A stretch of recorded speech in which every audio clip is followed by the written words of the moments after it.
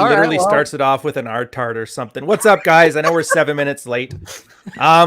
I just figured, Indigenous lady, first off, how the hell did a girl get in this chat? Secondly, thank you very much. We didn't really know how to start this one. We knew it was going to, well, at least I knew it was going to be a pretty controversial topic, but what the hey? We're in the habit of breaking people's pretty lies and showing them reality, so this one is going to be as important as any. All right, get out of here, Indigenous lady. I'll start first. I'm Ryan. Came from a Baptist background. Not only was I a Baptist, but my grandfather was the minister who trained other ministers. His funeral was like the fire and brimstone, the singing, the dancing, preachers coming all the way up from Kansas to come down there.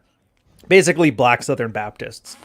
And for me, I just knew I never liked it. And then one day I told my mom, yeah, I'm not a big God thing. I'm just going to do the atheist thing. And she goes, well, if you're not going to be anything, you might as well just be Baptist. So technically I'm still Baptist. And then beyond that, I mean, my dog's named Christopher Hitchens.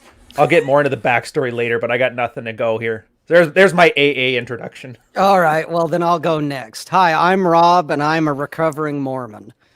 Okay, my backstory, growing up in Salt Lake City, this is the capital of the Church of Jesus Christ of Latter-day Saints. Oh, wow. Okay. I have the floor. So what it comes down to, guys, is I grew up with it. My parents were LDS, and they had to go to church when they were kids. Their parents, my grandparents, made them go. They gave me a choice, is what they told me, that, you know, we're not going to force this on you. And so my experience with it did not go as deep as some people. I was the card-carrying, God-fearing LDS kid from the time I was little up to about the age of 12.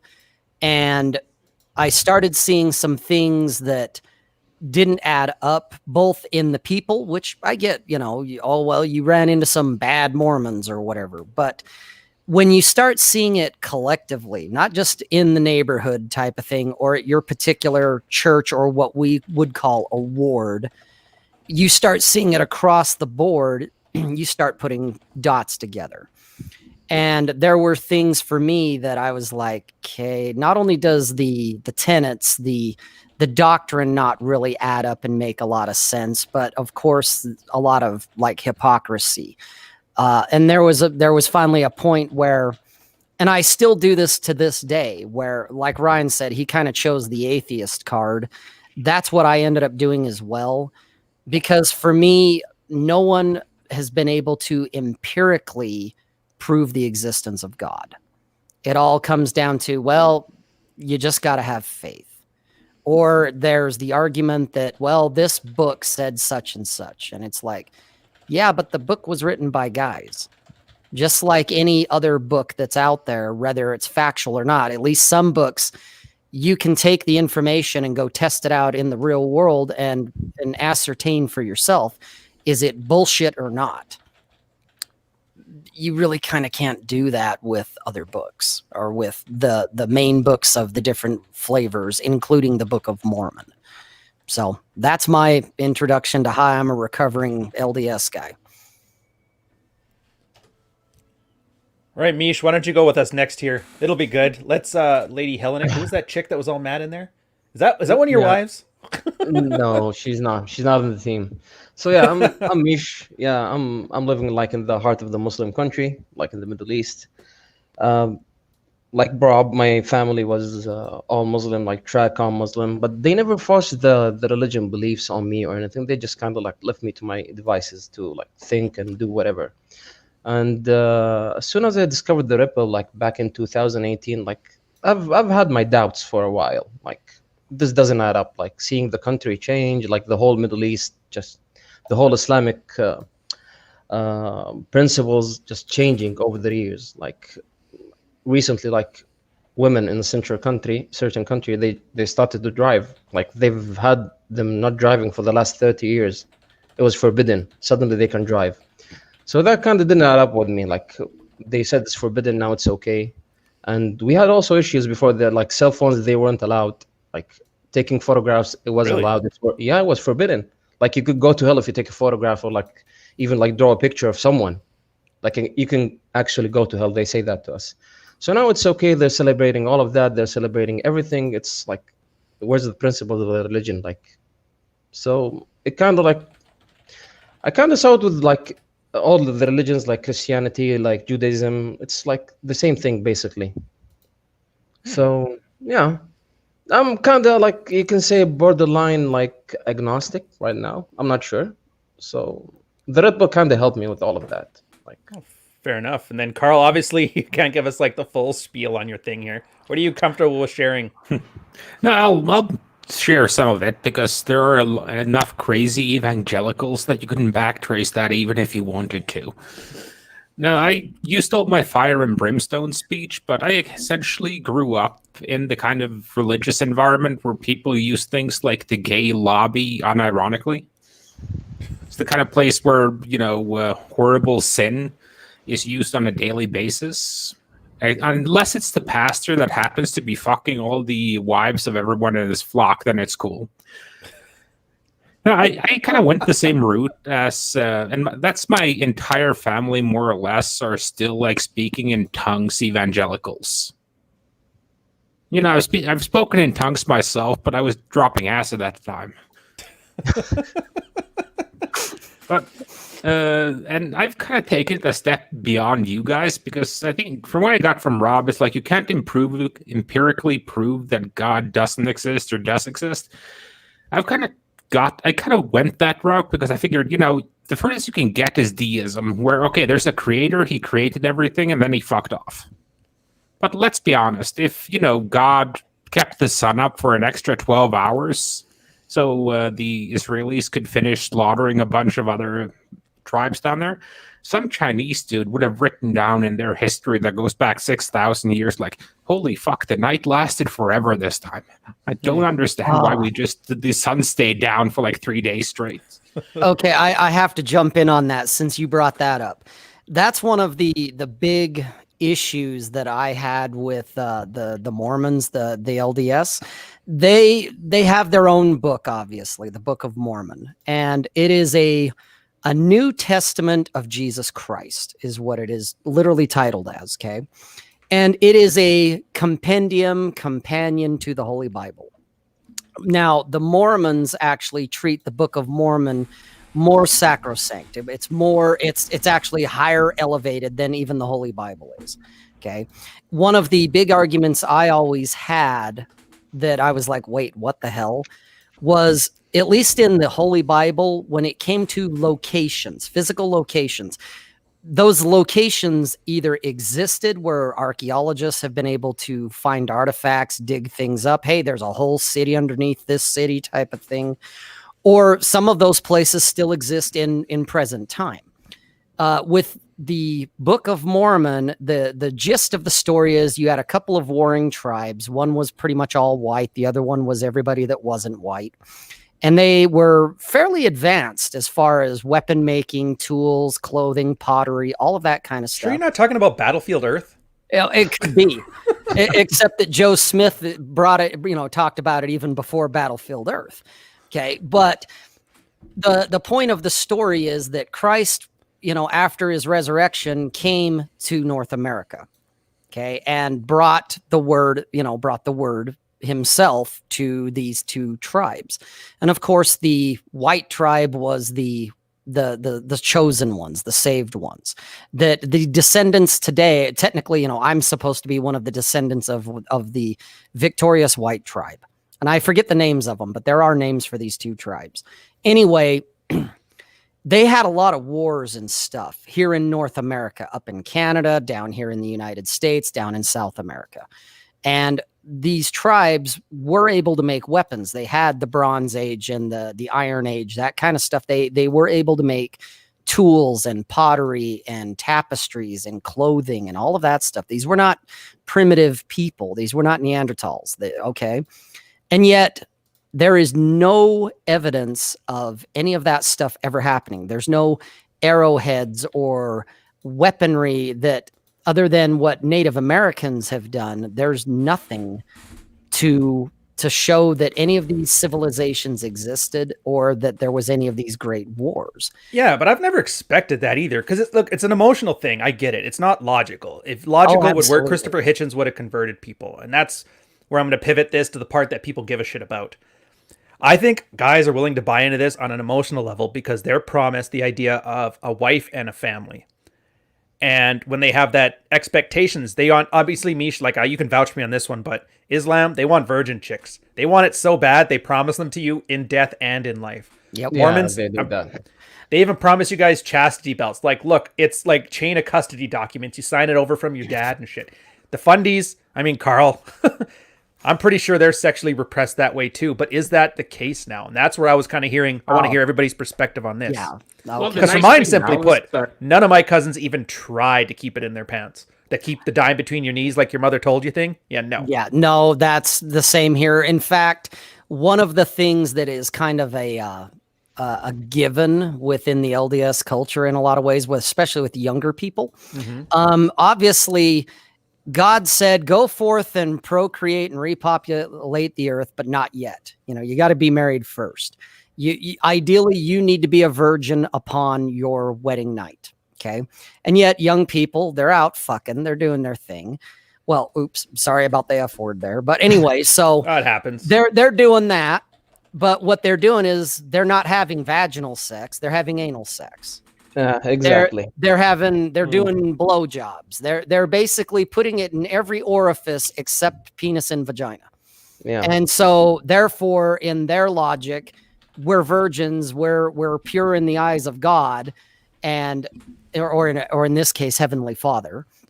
And so therefore we're fine. We're still technically temple worthy. And that's funny when you mention, like the virgins in the afterlife and all of that. One of the big things with the LDS faith is if you get married in the temple, the LDS temple, one of the temples, you are sealed to your spouse and your future children for eternity. Oh, that's where you get your planet after you die. Right. But that's only if you have really walked the narrow, thin line and went to the celestial kingdom where you're basically, standing shoulder to shoulder with God. So how close do the girls actually get to that? Because I have a feeling there's a lot of fucking anything but like the old Catholics from the 80s. Yeah, no, it's the girls here. I made a tweet yesterday based off of something, and I said, in my parlance, it's called a hard rebellion. Okay. And this is one of the issues that I take with a lot of the traditional conservatives, the trad con power dads that are on the internet banging on about how great being a dad is and their kids are great and their traditional conservative lifestyle is great and everything's great. And you guys suck because you're not me. And I'm looking at it going, okay, your kids are 8 years old. Okay. And so right now, yes, at 8 years old, you are God to your kids. And so, yes, you're cool to them.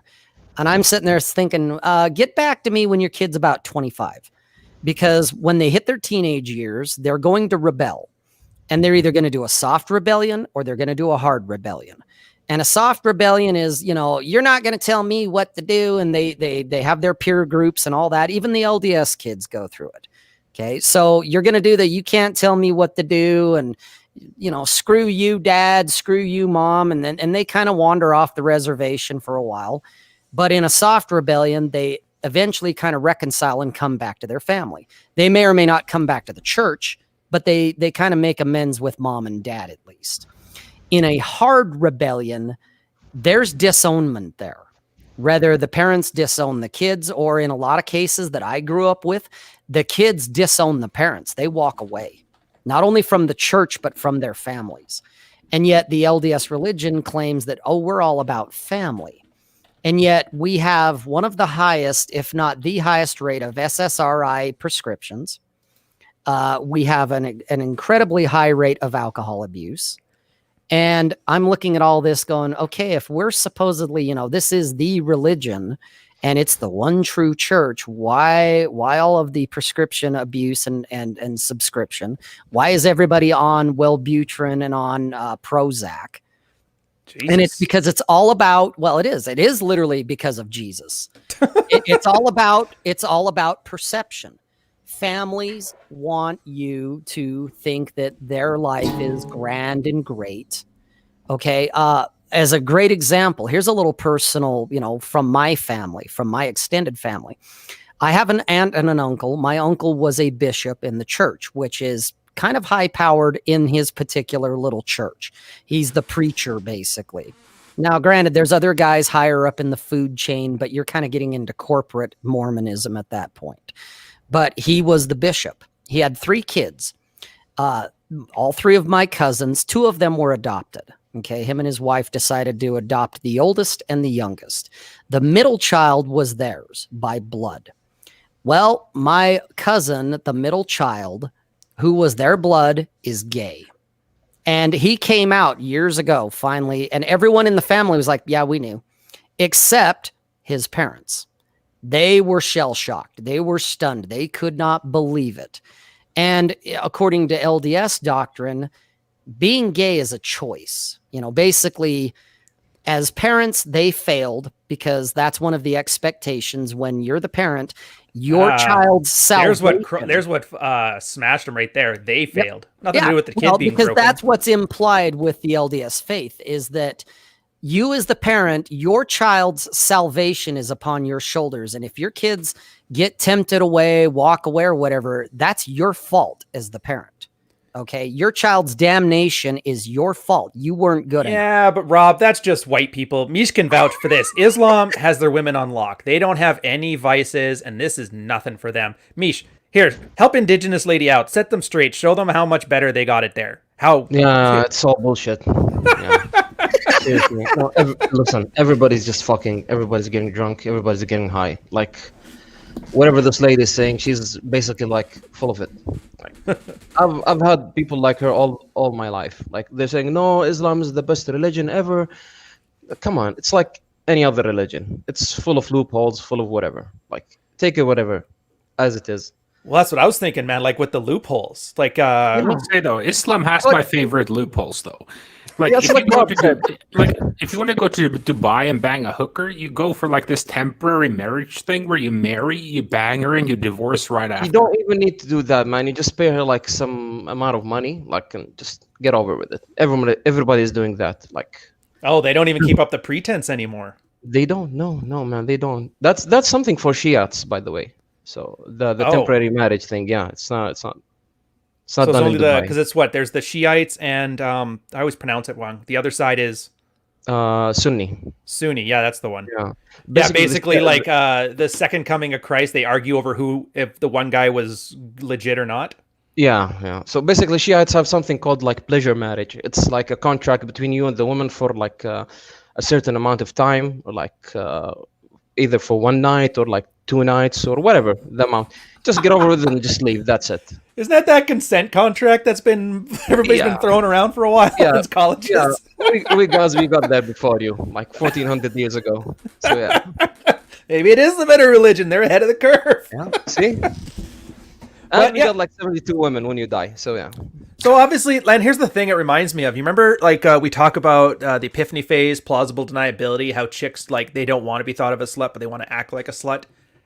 And I kind of see where Rolo's going on, where it's like the church is becoming feminized. Because you notice it's kind of acting the same way that a 23-year-old would. Geez, she's really losing her shit in the chat here. Yeah. I know, but yeah, Mish, carry on. Because look, I don't know much about Islam. I know a little bit, but it's like I said, my dog's name is Christopher Hitchens. So obviously I have like a 2001 to 2003 level of Islamic knowledge. Probably not the most accurate, but hey, it's very emotional. Like it's the same basically in everywhere. Like you can see them like selling alcohol everywhere. Like in Dubai, Oman, like Bahrain, like all the Islamic countries, they sell alcohol. Some countries they have like the drug use like under like very hard laws where you can. Oh, like Yemen, yeah. Yeah. So basically, it's the same everywhere. People are fucking. Like Rob said, they don't do it from the front. They do it from the back door. Yep. Front is for the husband. The back door is for the boyfriend. Yep. For everybody but the husband. Yep. Yeah, and they do the BJs, everything you can think about. It's normal human beings. They will do that. Yep. Yeah. So No here's religion, my no question God, then. yeah. Like a lot of people maybe not in this chat because I got a switched on audience, but a lot of people in, I don't know, maybe some high profile religious chats there have this vision that their girl isn't like that. Yes. You guys are just talking because you're bitter. Yes. Like, surely you guys have examples of some of these women being like the perfect example. You see them married up later and the guy's like, yeah, I took her virginity, and you just look at it and shaking your head. Like, Yep. these are the kind of stories I think these guys need to hear. Yeah. So feel free, lead on. Well, as a good example, and this is more from the, not necessarily, oh, your wife is actually a hoe type of thing. It's more when I hear the guys go on and, yeah, the Mormons are red pilled. And I'm looking at it and I roll my eyes and laugh. And I think either you're naive and you don't know anything about the religion, or you're part of the religion and you're trying to, if I believe it hard enough, it'll make it true. The LDS faith, when it first started back in the 1800s, it's one of the newer religions when it comes to the United States. One of the only one that I can think of that is a recognized religion, and I use that term loosely. Scientology. Yes, that's the only one that's newer than the LDS. Okay.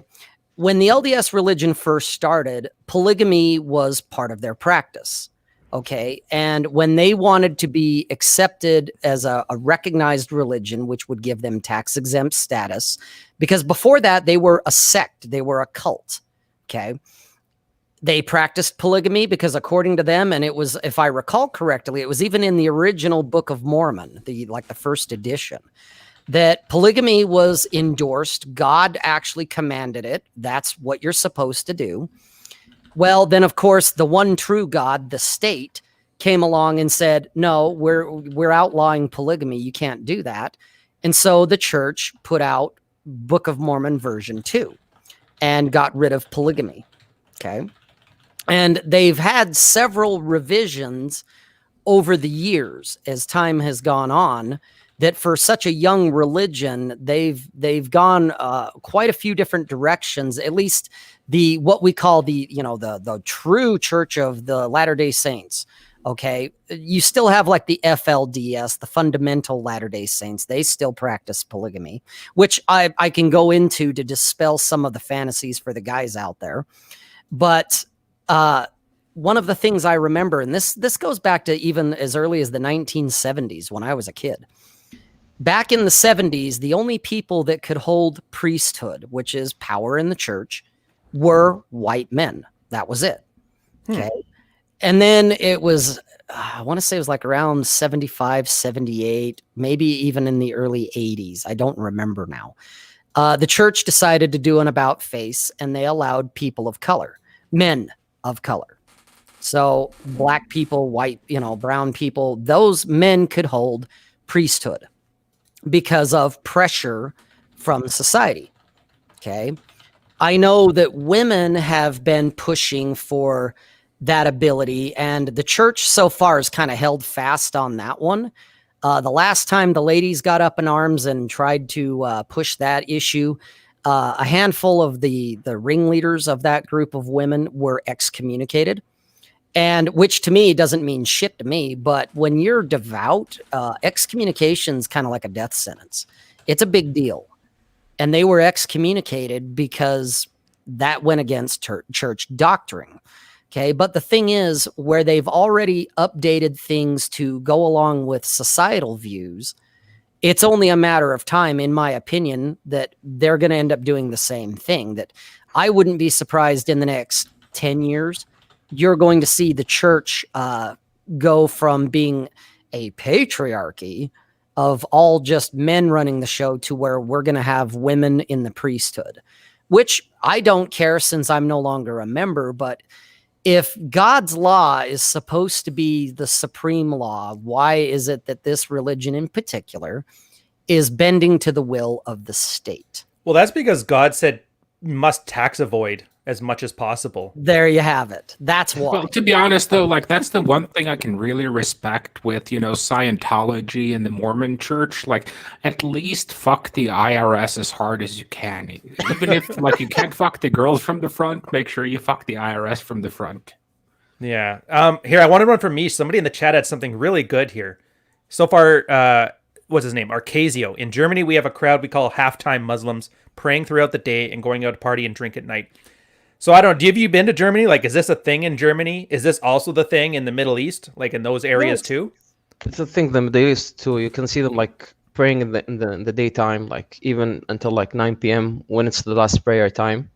Then they go party at night, and So here's my- sometimes they even Yeah, well, I was Go. gonna say my that's question to called a you. Jack Mormon here. So Oh, Jack Mormons. Oh, that's like what as a in Jack Mormon Daniels. is. Yeah, well, kind of. Yeah, that's what a Jack Mormon is exactly what this, pray throughout the day and go party out, party and drink at night. It's you go to church on Sunday, but you're going in hungover from Saturday night. Fair enough. So- Exactly. That's Yeah. why they say, that's why evangelical circles always say, love the sinner, hate the sin in public, because it's cool if you sinned and then you come back to Jesus and ask forgiveness. That's your redemption. So people are just doing that on a regular basis. Yep. And they just get forgiveness, and they're better Christians sometimes, because the greater your sin is, the greater the courage you needed to return to God. How funny is that? Turning your vice into a virtue. I guess so. Mish, here's my question to you. When I was in Dubai, I never met a single UAE-ian. I don't know what to call it. I met Ethiopian Emirati, chicks, Filipino chicks, a lot of expats that were from like the West down there, the rock bottom. I even saw a bunch of Palestinians throwing a brick at some, what was this country? Was it Iranian guy's Lamborghini as he was driving off? They were starting to fight. It actually made me realize we're not so different, because I'm like, my redneck hometown had this same fight, but instead of a Lamborghini, it was like a pickup truck. Like how, like, is there like a hidden subculture for Islam where these people go and they drink and hide? Like, does it have to be behind in an alleyway with some dude standing at the door for no reason? Because they weren't at the rock bottom. I'll tell you right now. No, like usually in Dubai, from the times I've went there, you don't see Emirati that much, because one, they're like 2 million in the whole country, and they live in like small rural areas or like in the town. They don't live in like Dubai itself. Like, Oh, okay. you don't see them much. They just come, hang out, and then leave.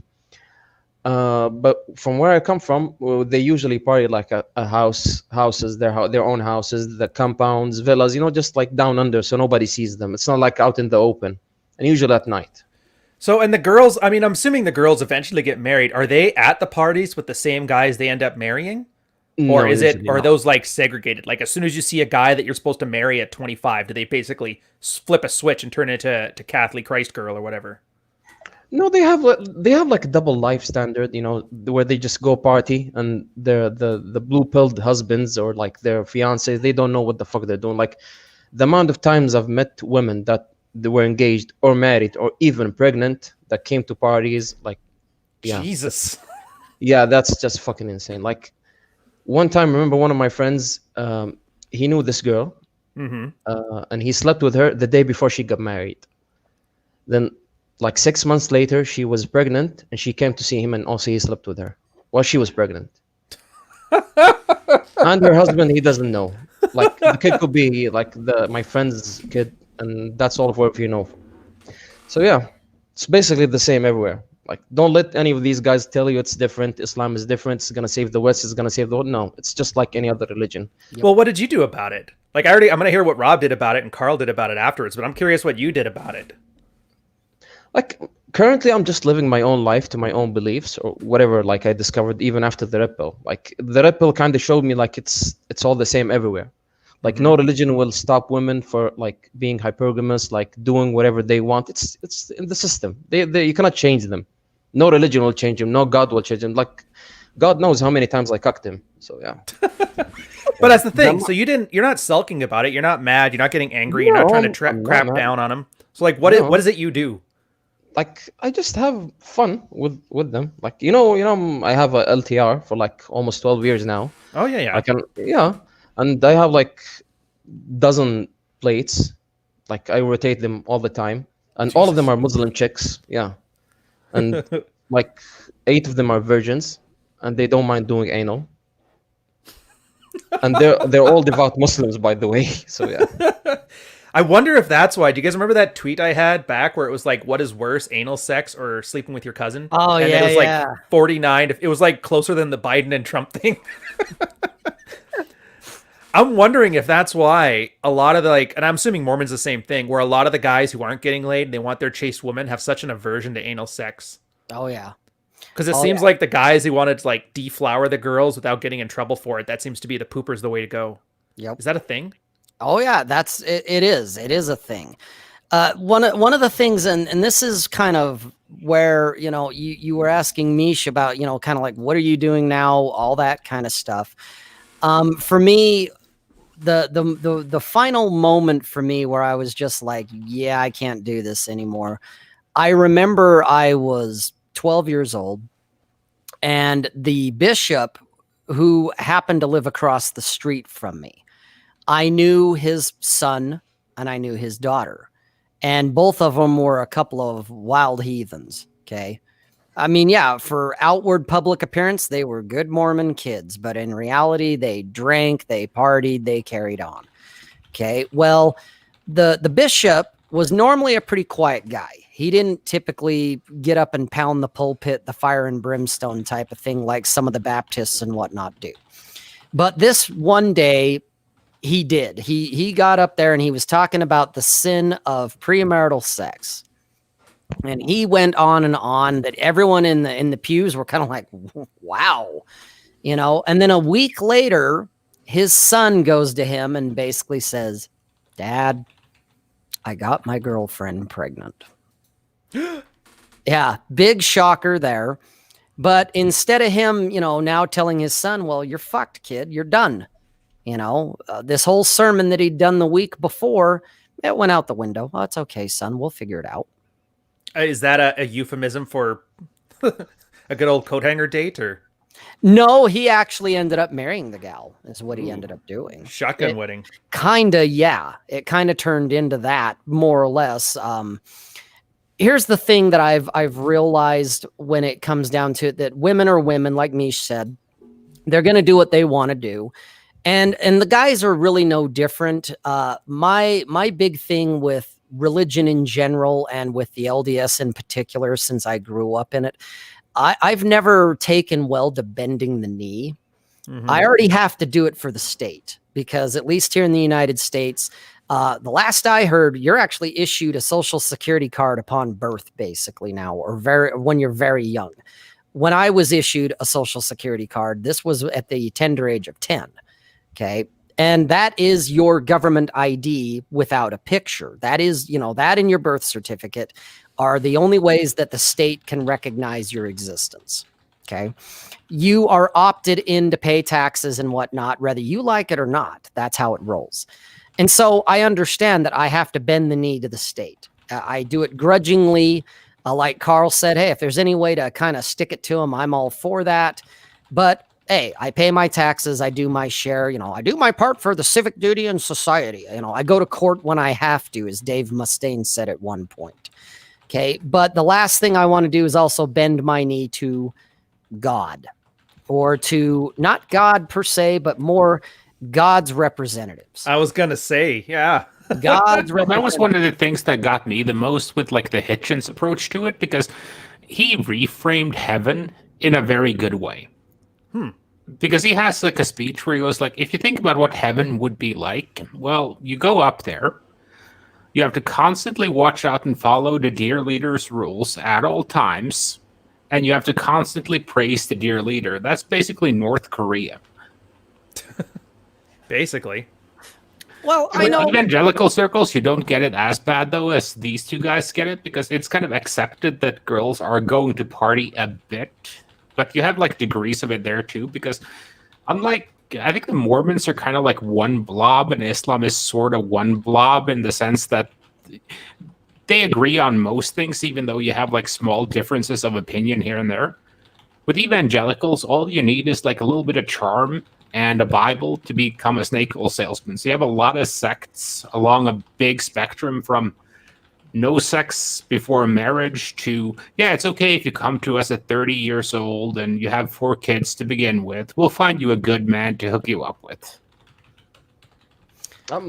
Can I share something? Please. Yes. That's probably gonna like shock everyone.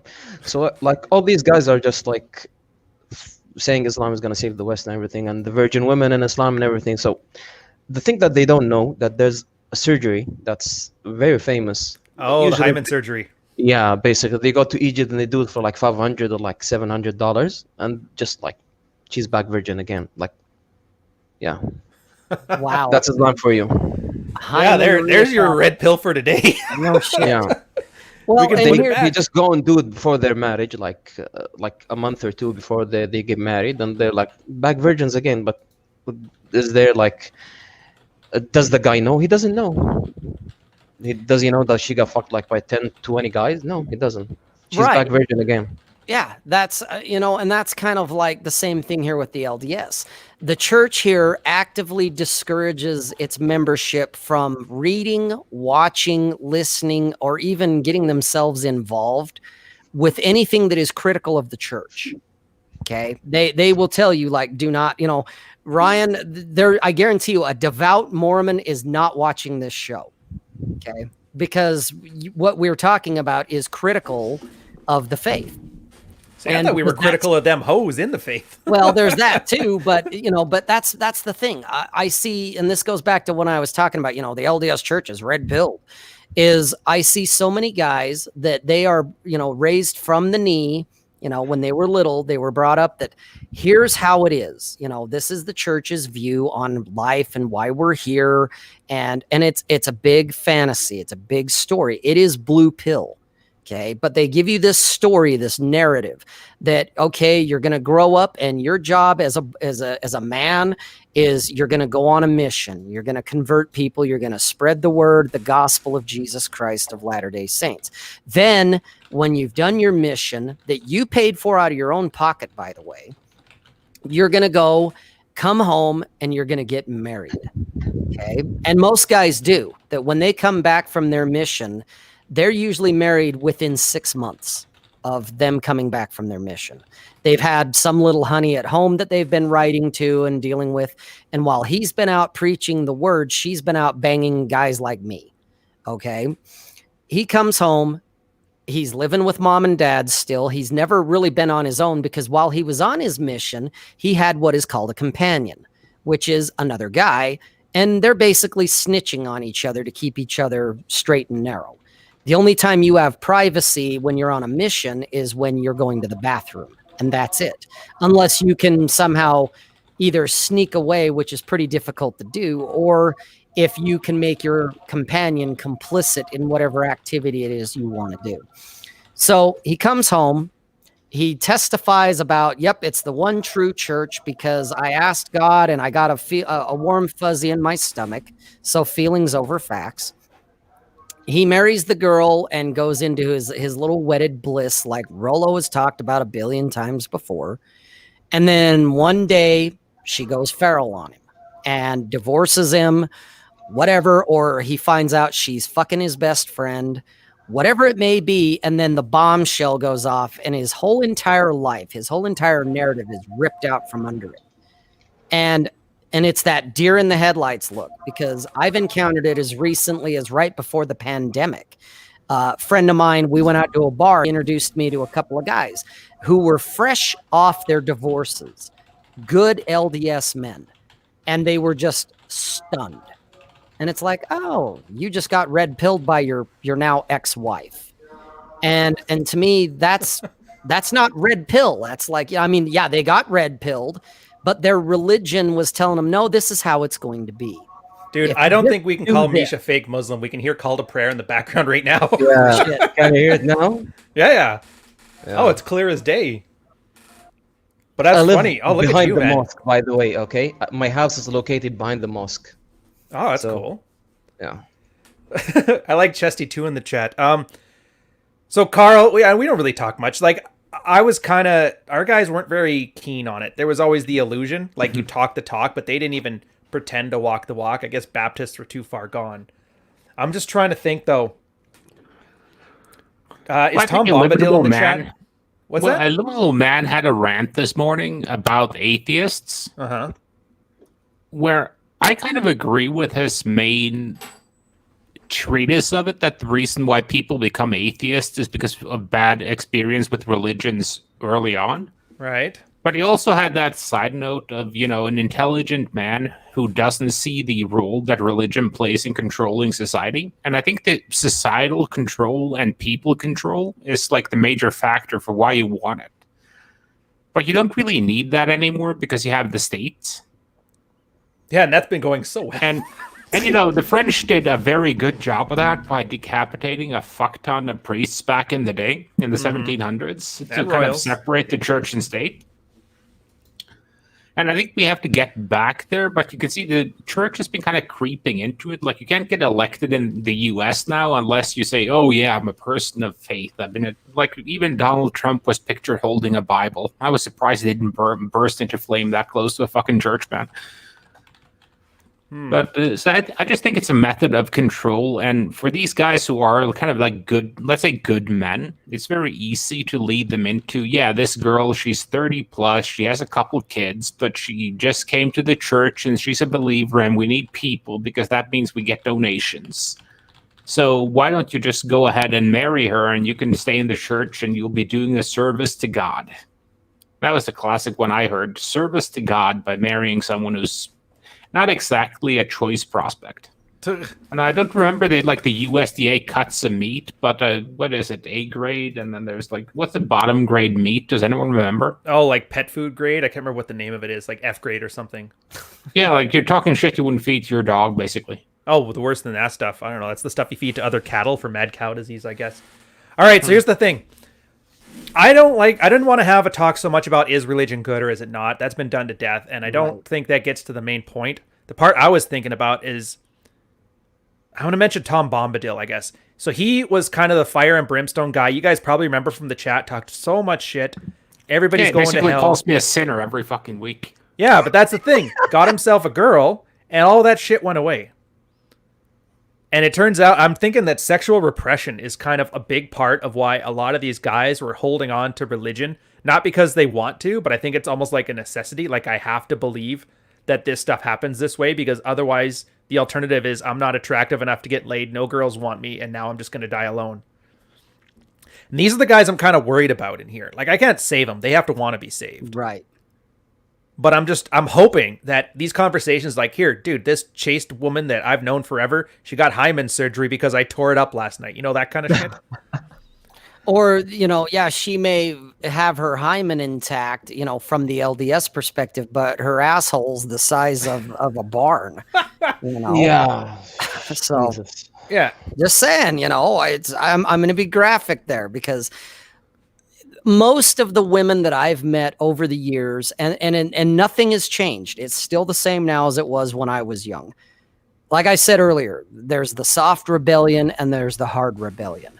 And when the girls go through the soft rebellion, they have sex, they drink, they party, they may go back to the church and get back with their parents and make amends and whatnot, and then kind of do the, as Ryan calls it, the sun hat gods. They'll pull that maneuver. Okay. And a lot of the guys are naive enough because they've been told their whole lives, obey. They've been told, do not question, obey. And so as long as they follow the script, everything turns out okay. Okay. Yeah. So they don't realize that their lovely wife was having sex with a guy like me. Okay. And it's the same with the girls who do the hard rebellion, where they take their names off the books. That's what the term is. They excommunicate themselves. They walk away from the religion entirely. AKA libertarian chicks. Yeah, pretty much. And who do they end up with? Degenerates like me. That's just kind of how it goes. That a lot of these guys, there's women I've met in the past that went on to marry this guy, and the girl's looking at me and kind of doing this whole type of thing, and I'm just kind of nodding my head, and he's oblivious to the fact that your girl's not half as chaste and pure as you think she is. Well, yeah, because that would crush his world, because Absolutely, it would destroy he didn't his do world. it. She got to do it, and I didn't. I followed Right. the rules, and you didn't. So here's my question for you. I think it's going to be for Mish here. I don't know what she said in here, but I wanted an indigenous lady up because she's a very devout proponent of we're lying and this is Islam and you're just bitter. These are the Muslim ladies for you. So she's basically calling me, saying, how can I lie? Like, in front of everyone.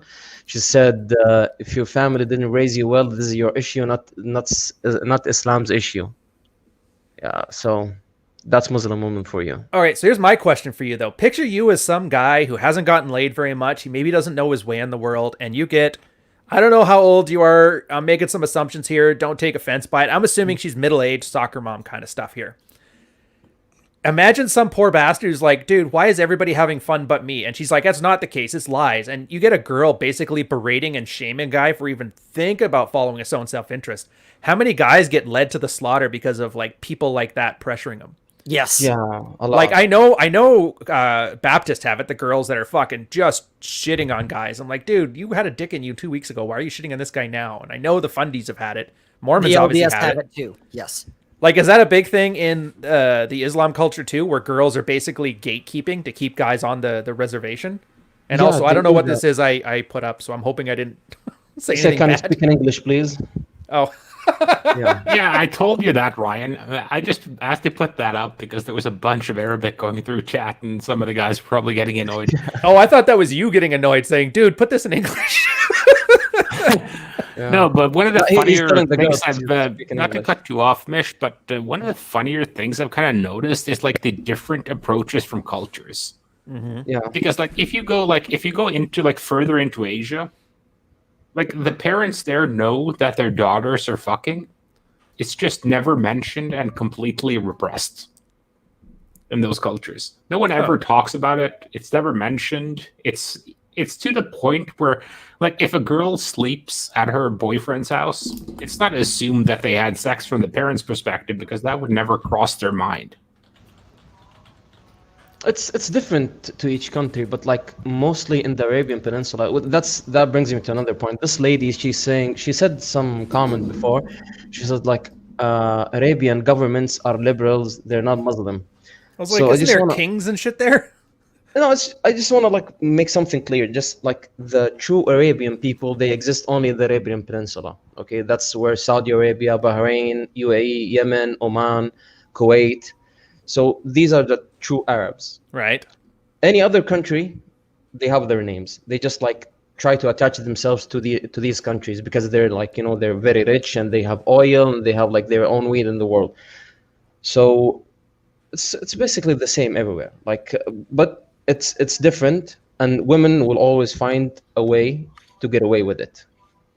Like when Carl is saying, like in the East, like the parents, they know that their daughter is fucking, but they won't do anything about it. Like sometimes even here they know that, okay, but they will just turn the other way, because they know, like women in their party years, they will just go out, meet guys, fuck with them, do whatever.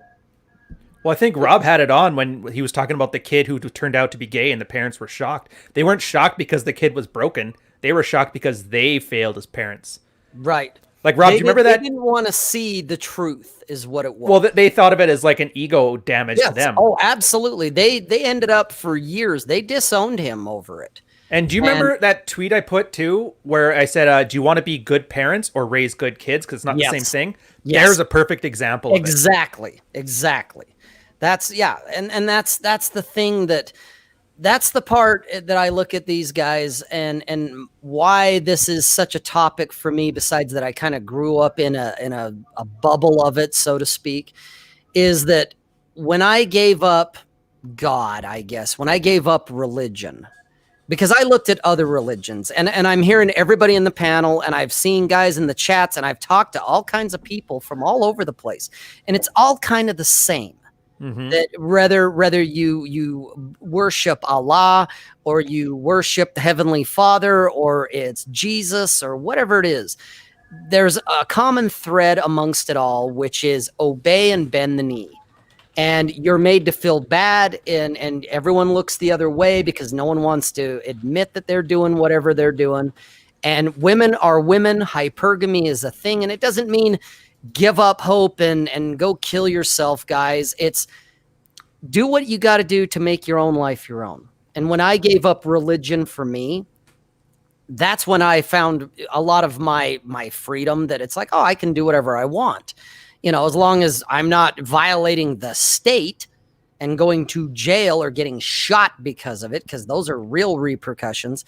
The afterlife stuff, all that, I'm not worried about that stuff. And so I've been happier because of it, because at least I'm not on antidepressants. I'm not, I have no illusions that the women I've been with or the women that I will be with are anything but what they actually are. Yeah. And I think that's the key. I'm not shitting on them. You know, I'm not saying that they're bad people, but I'm under no illusion that they're going to be anything but what they actually are.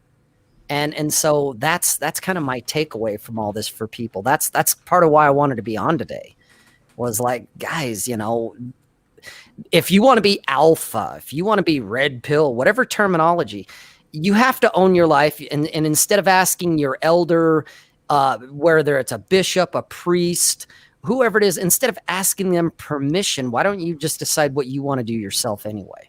Stop asking for permission and just live your life. Decide, you create what your life means to you instead of looking for meaning in what someone else wrote.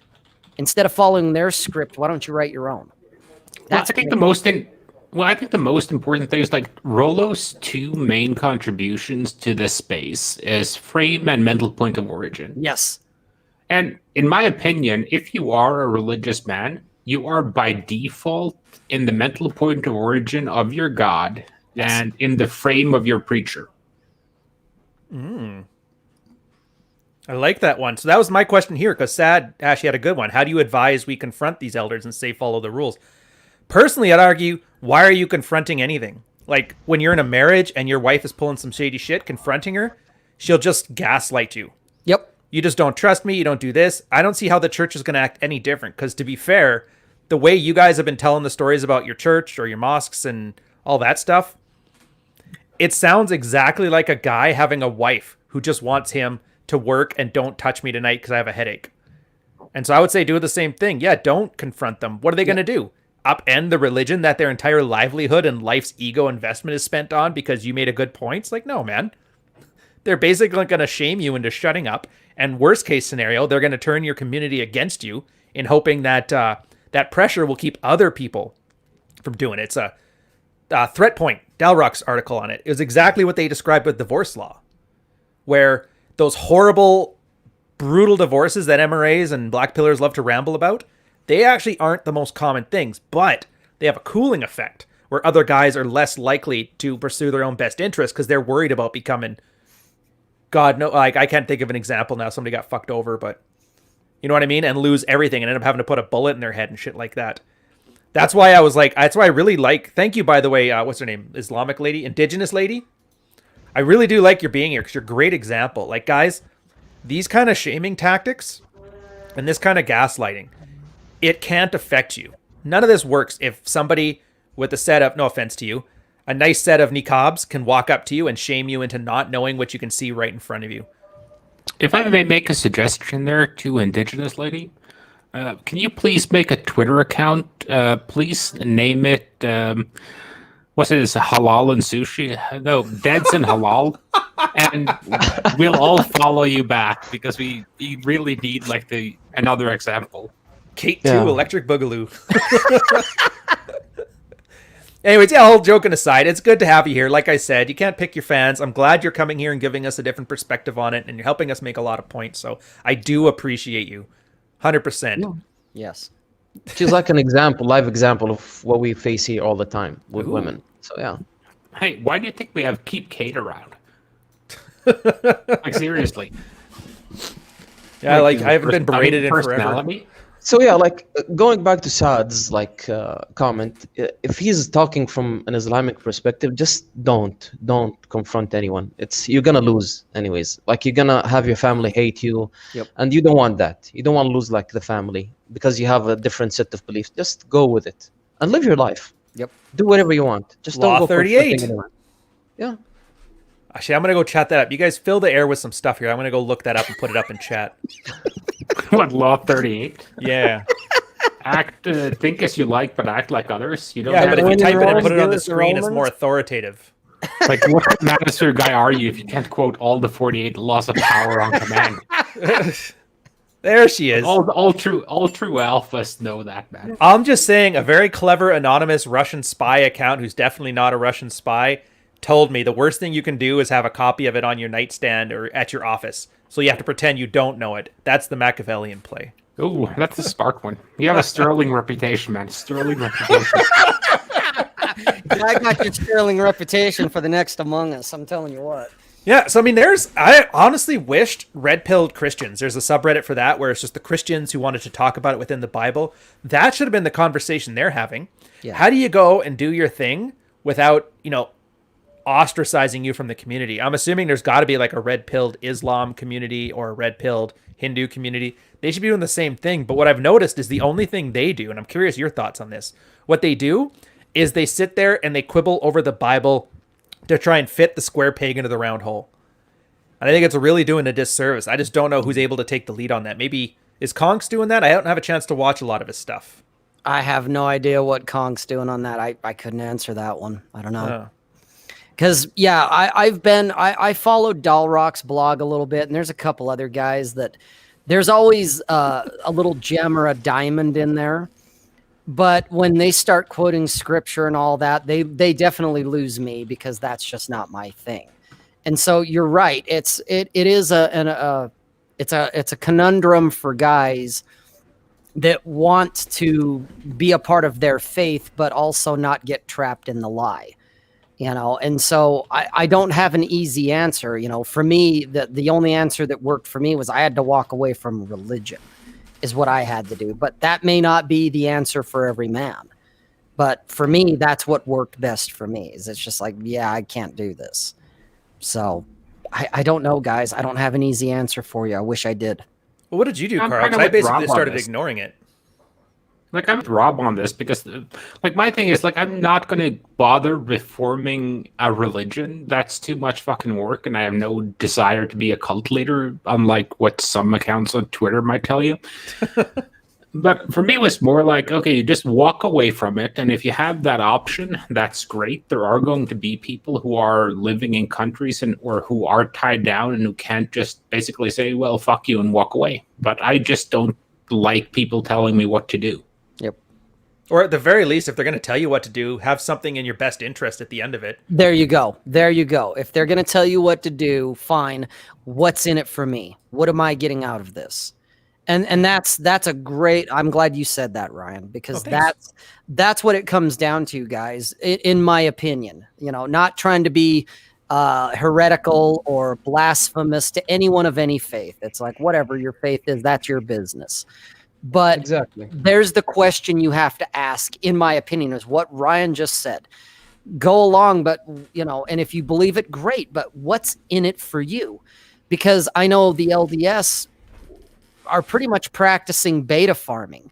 Guys are plow horses. The women are not being pedestalized yet, like other faiths have kind of been corrupted or whatever by feminism.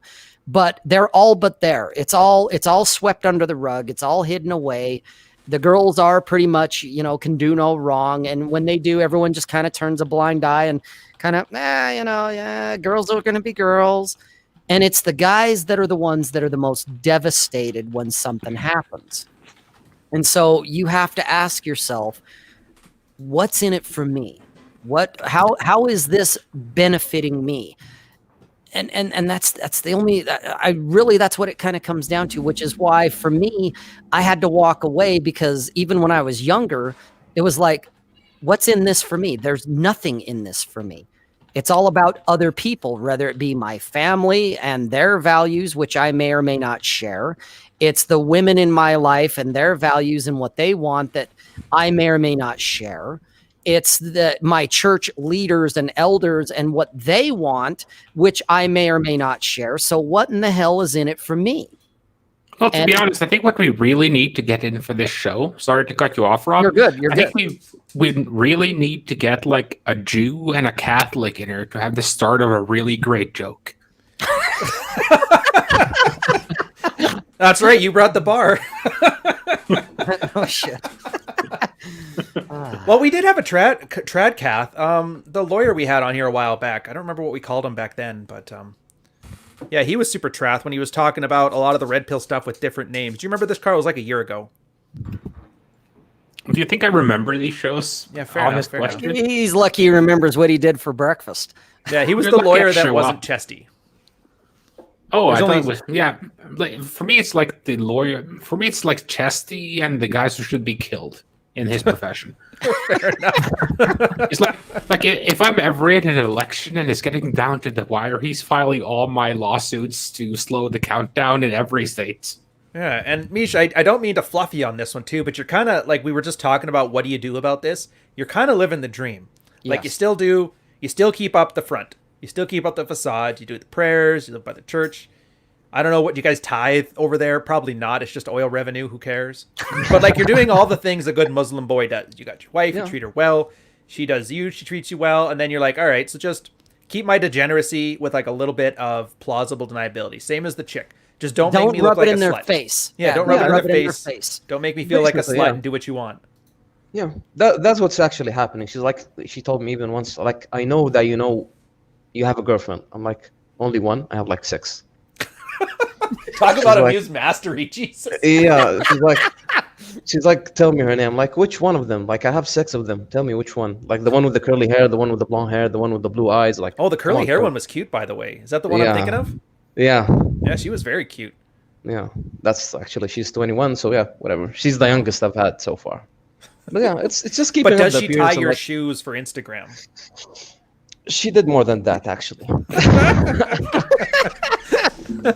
It's like that guy. He's like, look, my wife, my 3rd wife, I think, or the 4th one. I'm not sure. I don't keep up with them anymore. She's like, she's tying my. I'm like, yeah, she's tying your shoes because you fucked her good the last night. Like, that happens with any woman. You pipe her good, she's in her good behavior the next day. Yes. Oh, dude. That's why feminists get out all bent out of shape, is because they just haven't been dicked down well enough. That's all. Yeah, it's like no religion is gonna help with keeping women online. Like, you just take them down good, the next day they're gonna be like good girls. So basically, that's it. So if anything, you're trying to fix the religions here, guys. If we can get all 80% of, or what did the chick say again here? He's not speaking for all Muslims. So if you can get 99% of the Muslim guys to act like you and dick their women down well, basically this will all sort itself out.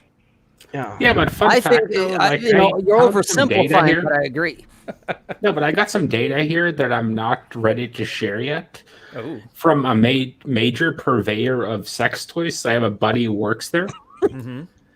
And they've actually broken down who buys what, which things, by, among other things, religious demographics. Nice. Oh, that's some good data. And that's going to be good. Yeah, and like the Muslim guys are kind of leading the charge on orgasm creams and creams that make them last longer until they come. Oh. And my hypothesis is that's because there's very little oral sex going on in that region. Yeah.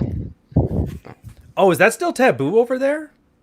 That's, yeah. I mean, like, not actually taboo. Like, girls, they will do it. Like, every girl I've known, they've did oral sex with me, anal sex. All of that's taboo with the LDS. Yeah. Oral sex, anal sex. Not only is it taboo, but it's actually on the books in the criminal code. So, like, even if you're married, sodomy and all of that. Right, oh yeah, sodomy and I can't remember what the hell they call it. But it falls under the sodomy laws here in Utah, that anal sex, blowjobs, all that's technically a crime. Oh, dude. Okay, you know what? Blowjobs, fair enough, but I'm kind of seeing like, okay, why? This is the docket on the court today. Okay, we have Rob Suss. He's on charge for wrong-holing a girl. He was a bit drunk, and he just kind of slipped out and tried to go back, and it just went wrong. He's up for 6 months in county. Yeah, there's no way the state's is going to have a fucking civil war right now if they got blowjobs as illegal and nobody said shit. No, it's one of those. It's on the books so that way, because the church and the state here it's a very blurry line in Utah. You know, the United States of America says there's separation between church and state, but in Utah, that's not really exactly true. The lawmakers here are predominantly LDS. And they ratify and vote for the laws as their elders tell them to do so. Okay. And so things like fornication is against the law. Having premarital sex is a crime in Utah. Okay. Do the police enforce it? No. But it's on the books. That way they can say, well, it's against the law. Not only is it against God's law, it's against the state's law. So, cornholing a girl is against the law. Anything that involves being gay basically is against the law, even though they recognize gay marriage. Oh, I remember that. You're allowed to be gay, but no gay acts kind of thing. Right. And it's one of those things that you can be gay, but you kind of can't really have a voice in the church type of thing is kind of how they're doing it now to get kind of around Proposition 8. Okay. So it's kind of like the California weed laws back when I was living there. Like, okay, you're not allowed to make it, buy it, give it away, or distribute it. But if you happen to find some, go ahead and smoke that shit. That's perfectly fine. Clever. Yeah, it's basically the same here too. It's like having premarital sex is forbidden, and it's against the law if you get caught. Yeah, if you get caught. There you go. But do they actually do something if they caught you? No, they just like give you a slap on the wrist. They like make you just sign some papers that you're not going to do it again. And they don't even do that here. It's just, but you're right. You're absolutely right. It's all for show. Yeah, it's phantom laws. And we have a gay community here also, and they're well protected. Ooh. Yeah, and we have a female community also as well. Like in the daytime, they go to their jobs, they act like men.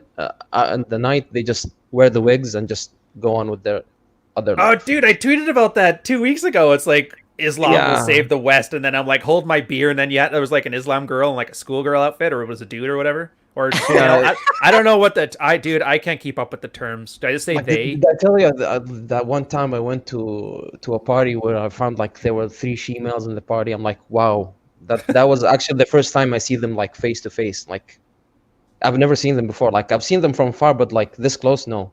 Well, here's my question: did they pass? No. If nobody told you, would you have been like, yeah? I wasn't that drunk yet. Fair enough. Because in Thailand, this is the Middle East. Like Thai guys, like the Thai ladies, they can pass. Like, have you seen like the hair growth on people from the Middle East? Like, that has to be like one of those twice a day waxings. Don't they go get some like laser treatment and stuff? They remove the hair. They're super feminine. Because I'll say this in Thailand, the only way you knew is if she was a hard 10, definitely a dude. No. The real girls were always 7 and below. Once you saw one that was a supermodel, you're like, yep. You'd have to go like, hey, and then you'd look, you're like, oh, okay. Well, that used to be my rule of thumb on Twitter, man, on Tinder, man. Because like, if you saw a girl who looked good, like 8, 9, 10 out of 10, had a solid bio filled out and put a lot of work into the profile, that was obviously a tranny. Because a girl who's like a 7 and above isn't putting any fucking work into that profile. That's their picture at most. And if they're 8+, it's also a link like follow by Instagram. Yeah, I think that stuff is crazy. Oh yeah, Mish, here's the question. So obviously they have like data laws. I'm assuming the governments there have much stricter like censorship on the internet than like, for example, Canada or the US, right? Yeah, I mean, like, you can post and talk about anything as long as that you're not like attacking someone, posting pictures of someone, doxing someone. I'm not talking about the government, but other than that, you're free to talk about what you want. Like, I've sent you tweets about like feminists and gay people and like on Twitter. I've seen them, but a lot of these guys haven't seen a lot of them. Yeah, but like they're living their life. Nobody's telling them anything as long as you don't like dox someone or like cause some physical harm to someone or like. Yeah, you can do whatever you want. So, and like Tinder and Bumble and all that stuff, it's just like whatever, or do girls just keep their faces out of it? It's always just like neck and below, like the opposite of the MySpace angles for Islam women. Like 95% of the Tinder profiles there, they just have like meme pictures, like fake pictures. Like they have like pictures of words and quotes and everything. But yeah, like the 5%. Where they posted their pictures, those are the ones who get like 20,000 likes in a day. They're feds. Yeah, but no, they're real females. I'm bugging you. Yeah, most of my plates I got them from Tinder and Bumble. So, yeah. I guess that's the one thing that's nice though. Like obviously, there's not a lot of catfishing in the Middle East because there's not a lot of obesity. So even if you just see like a quote and something, you could swipe right and be pretty certain that okay, this one was passable at least. Like, I couldn't imagine pulling that in, like, I don't know, Utah's a pretty fit state, isn't it? Yeah. Yeah. Very hedged. I'm do gonna, that, like- let's put it this way: if when it comes to profiles that have memes or pictures of landscapes, and this is coming from the trenches, since I'm still doing all of that kind of stuff. I've always defaulted that if the woman is using anything but a picture of herself, it's one of two things: one, she's fat and ugly, or two, she's married and she's looking for something on the side. And so she wants plausible deniability so that her husband doesn't get suspicious and finds out that, yeah, she's out there trolling for dick. So it's one of the two. And, you know, I mean, to each their own. If you want to, you know, fuck around with married women, hell, I've done it in the past. So, but sometimes people get killed over things like that. And it's like, yeah, I kind of don't need that drama. Yeah, avoid the married women.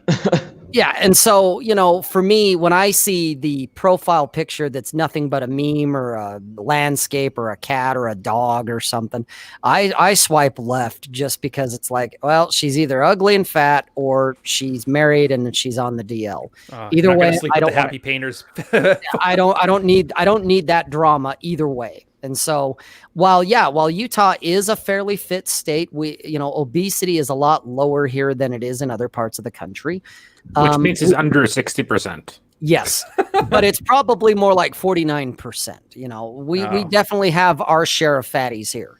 And so, and I see a lot of that because it's the angles, like you say, Ryan, it's the nothing but headshots or that weird upper angle shit, or it's that they lay on the bed and stretch out and, you know, they're upside down and it's like, yeah, you're fat. and that's just the reality here that even Utah, because the truth is when it comes to that, not to get totally sidetracked here, but the girls that are, say, a hard 7, using that terminology, the girls that are very fit and very attractive, they don't need to be on online dating.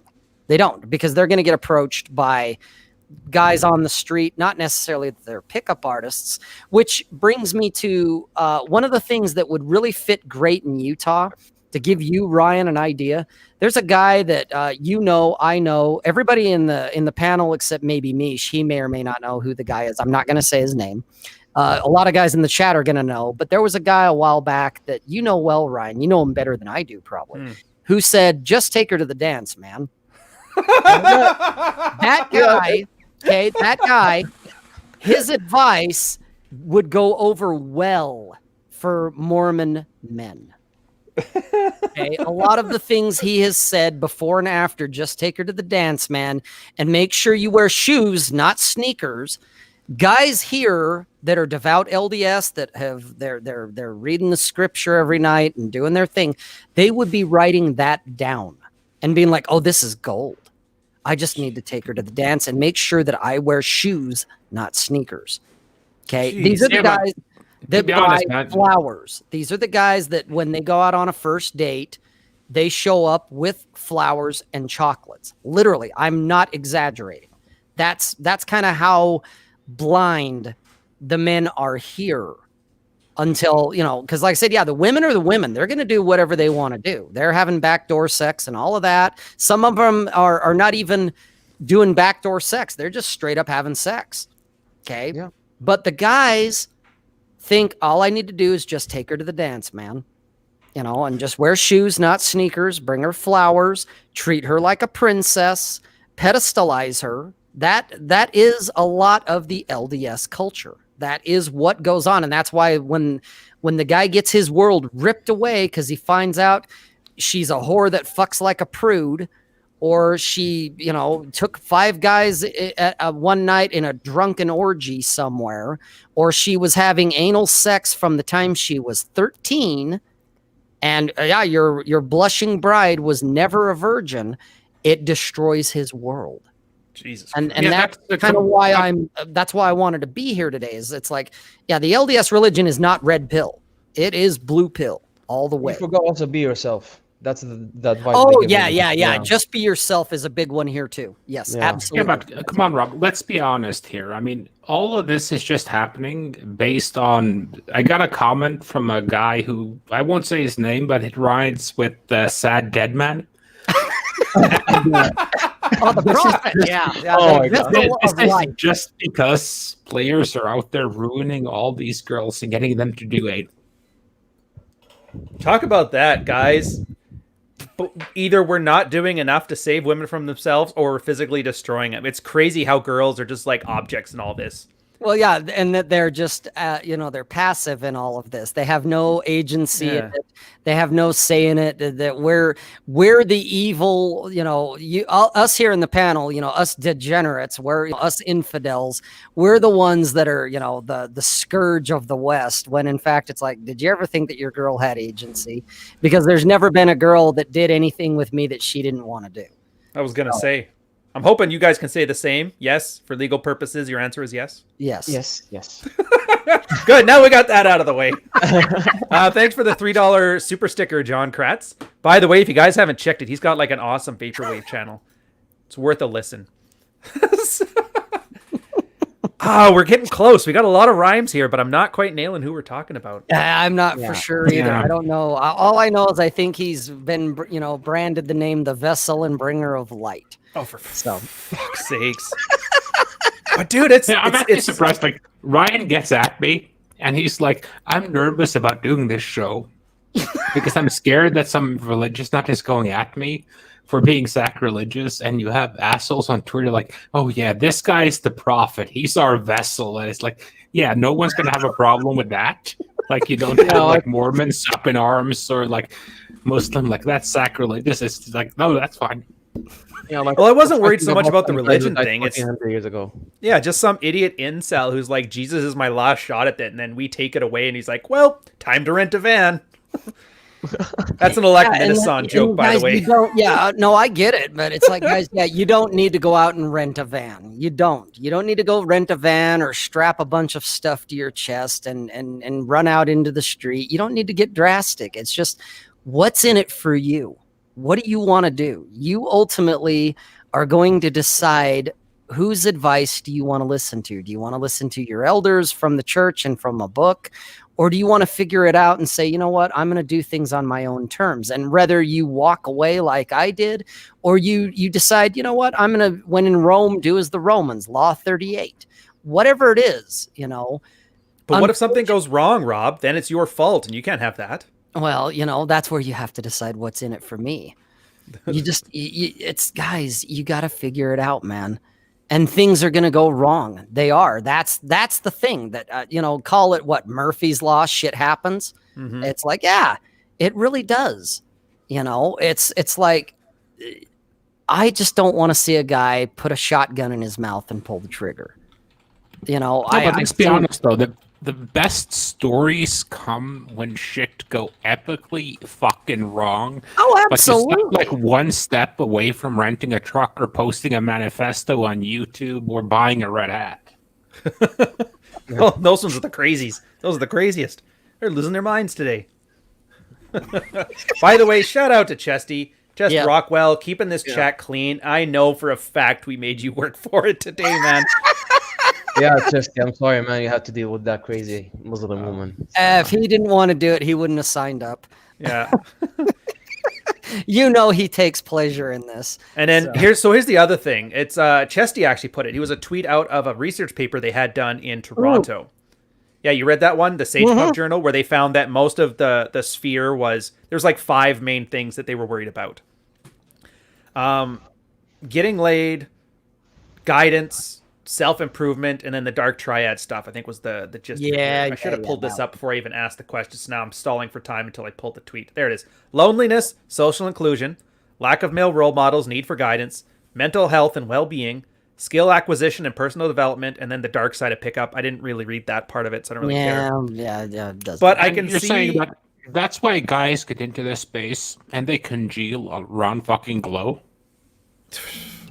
You know what? Nobody said you had to be good at it.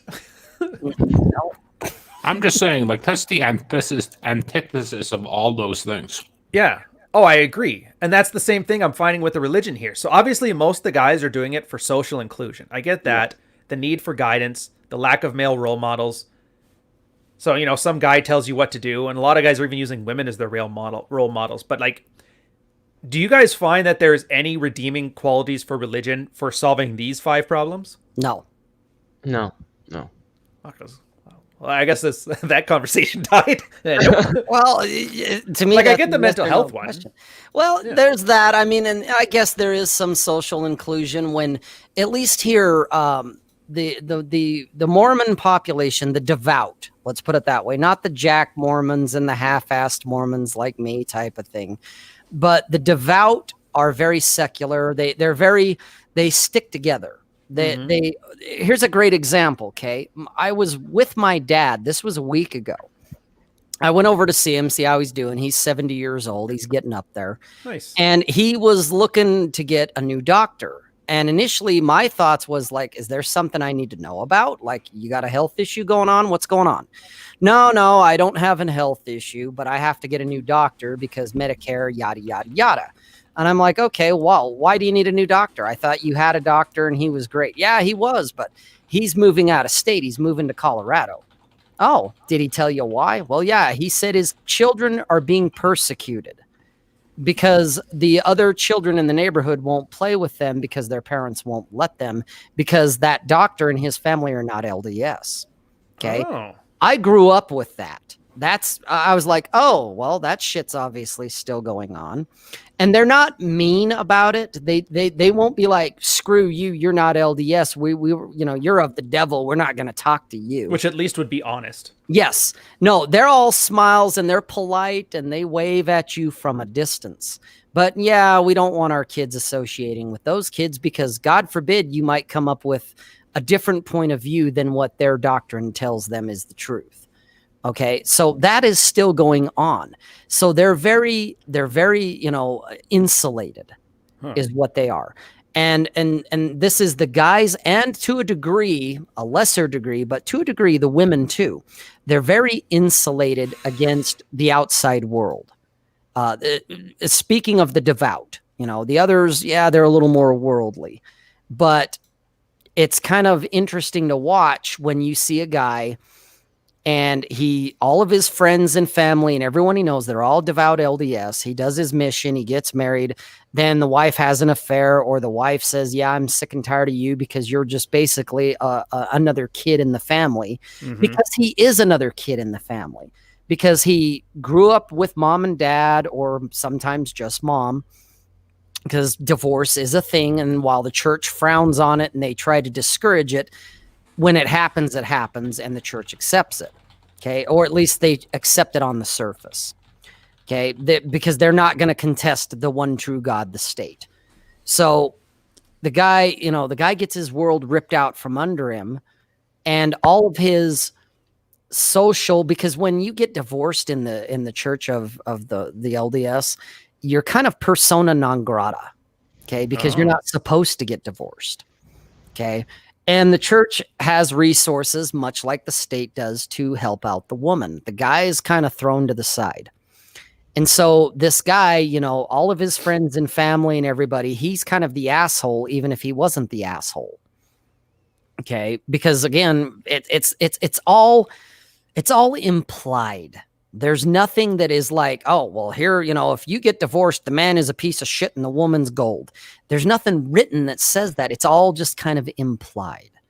And so the guy... Phantom rules, man. It is phantom rules. That stuff you talked about earlier, man. That's so hit home for me because I'm like, oh my God, that is the LDS religion in a nutshell. It's all phantom rules. It only applies when they want to burn you. Otherwise, it doesn't matter. Okay. Well, that's everything, though, I think, with most right. rules. Because if you start to look at any religion or any legal system, they have a bunch of shit that was made back in the 1700s, and common law is especially bad with this shit. That was never outlawed; they just stopped practicing it. So, sodomy is still on the books as illegal in 48 states, I think. And they can come back and nab you for that shit. It's some places you're not allowed to walk on the right side of a sidewalk on a Tuesday. They can arrest you on that if they want to. And I think that's kind of the power of the whole thing. Because no one except the Joseph Stalins of the system bother knowing all these rules so they can nail you whenever they want. Yep. but they don't have to nail everyone else. And you kind of see that. I'm not sure, have any of you ever been in a situation where someone got ousted hard from a church, like from a position of power, and they just got kicked the fuck out? Yeah. Well, except for the kicked out part. My CO in the one unit that tried charging me with espionage, he was fucking subordinates, calling me a degenerate. Because like Shit like most that of the time, what happens. happens there, like let's say you're in like a, I'm not sure how common this is with others, but with evangelicals, you usually have like one like main pastor, and you have like 2 to 3 guys that are like really close under that dude. Mm-hmm. And occasionally that turns into some Game of Thrones shit. Because usually the way that balances out is like the pastor is usually a full-on degenerate. And then 2 of the guys under him are sort of degenerates. And one guy is like the pure thought guy who takes everything the church says for granted. And he usually gets fucked at the end. Yep. He's like the, I'm not sure what's the Venkatesh Rao term, Ryan. You're more into him than I am. Yeah, you have like the sociopaths, and you have the from a Gervais principle, the clueless, the losers, and the sociopaths. Yep. Yeah, so basically you have a situation with like 4 sociopaths, with 3 sociopaths and 1 clueless. And what happens there is, like, at some point, one of the sociopaths that isn't the top guy is going to figure out, I want the other guys to fuck out of this church so I can take power and be the one who's fucking all the housewives and getting all the tithes and is buying my own plane. So at that point, some kind of old rule is going to come back into effect, and they're going to be like, well, you know, the church leader, he neglected to celebrate this holiday, or he's been doing this with the tithes that our bylaw says you can't do, or he's been fucking people in the church, and he gets ousted. And usually that's when those sects split. Because more or less everything evangelical is a sect. Yes. Usually they fall like under like the Lutheran umbrella. Right. But they're all like thousands of individual sects that are kind of practicing things differently based on what they want to do in that moment and like the people who have sway in the leadership. So suddenly something will come up like, okay, sodomy will come up as a topic and be like, well, the preacher just said like 3 months ago that he did an instance of sodomy like 15 years ago, and he gets kicked out and the new guy moves into a position of power. And from what I can get, to turn this back to Mish, this is kind of the way it's worked in like the Islamic states as well. Like suddenly something dodgy shows up about like a top leader and he's ousted. I saw that in Iran at least. Oh, that's a good question. Usually where I come from, if something dodgy happens, they just like bend the rules. Like the Islamist rules. Like we have a lot of examples for that. If something bad happens with the leader, they just brush it off or just don't even mention it in the news. Like you can hear about it in the Western media, but you don't hear about it here. Or they like just change the whole Islamic rule just to fit it. Because they have like 2 types of Islam.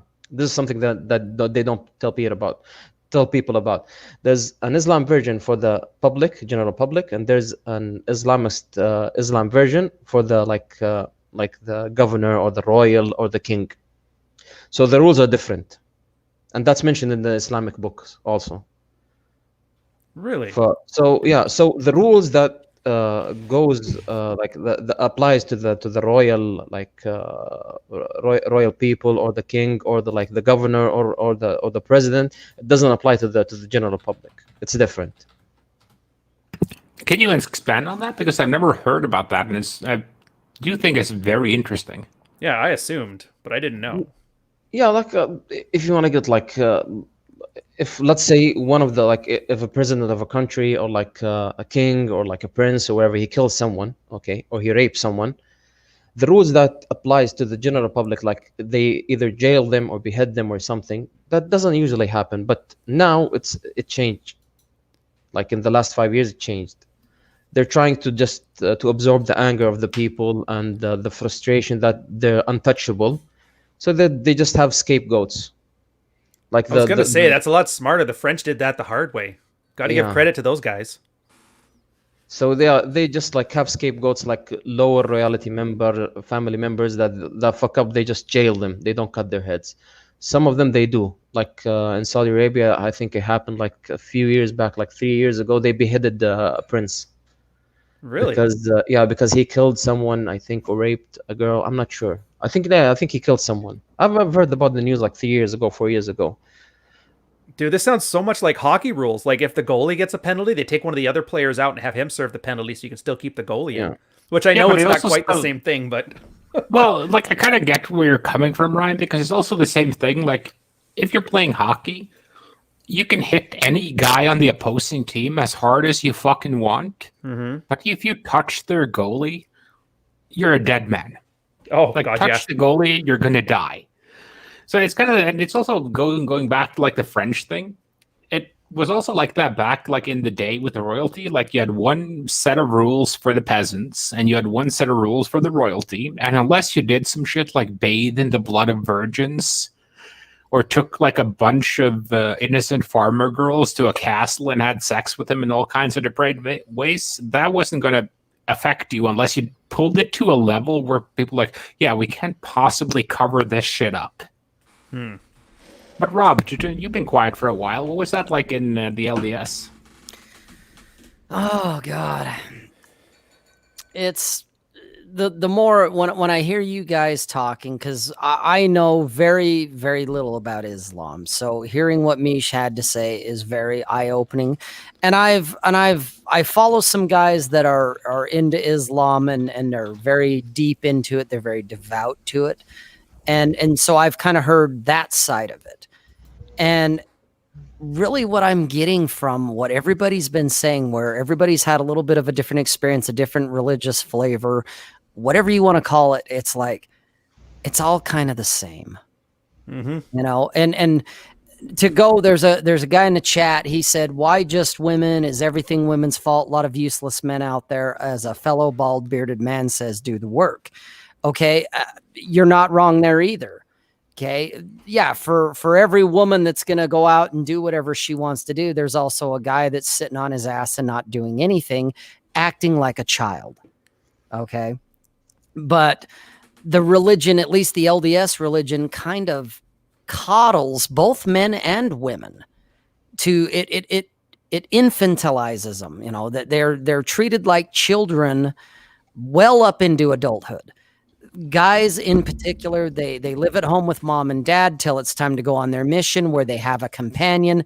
They come back home, they live with mom and dad until they get married. Okay, because living together, cohabitation is a no-no, because that leads to sex.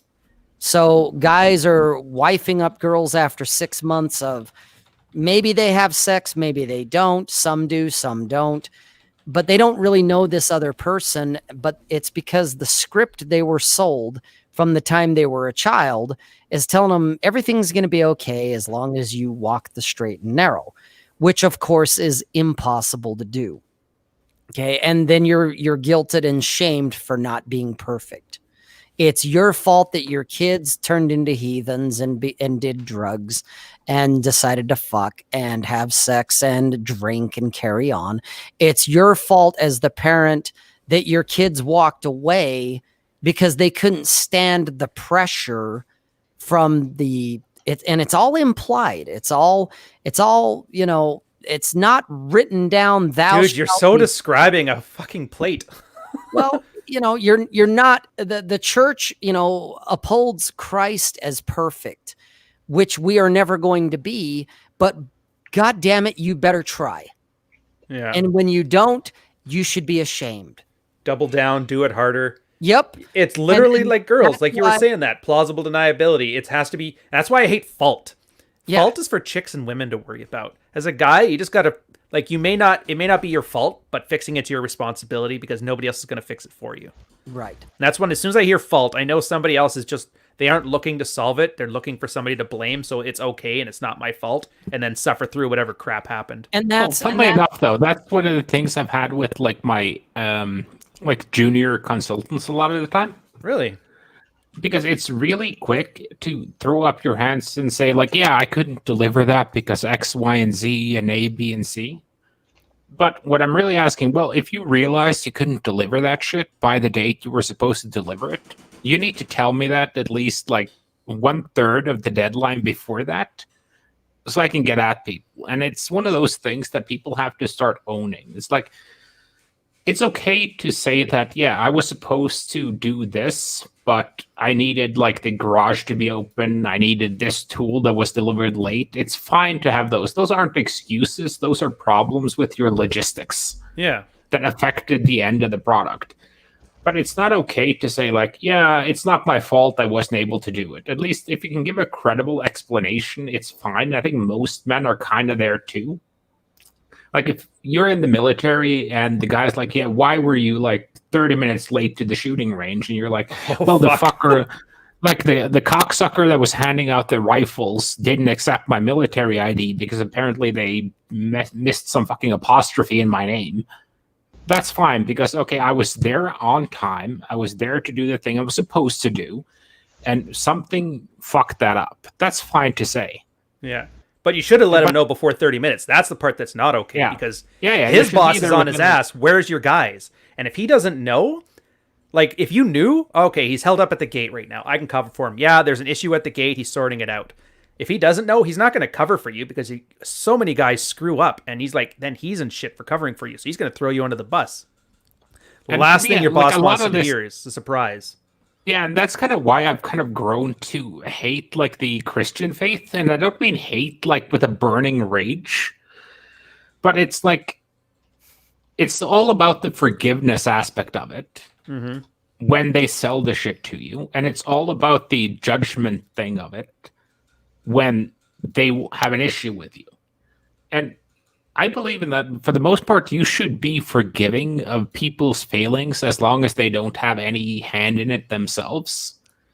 I believe you should hold people accountable for their own actions. And the church is doing the opposite. They're not actually holding people accountable for what they do.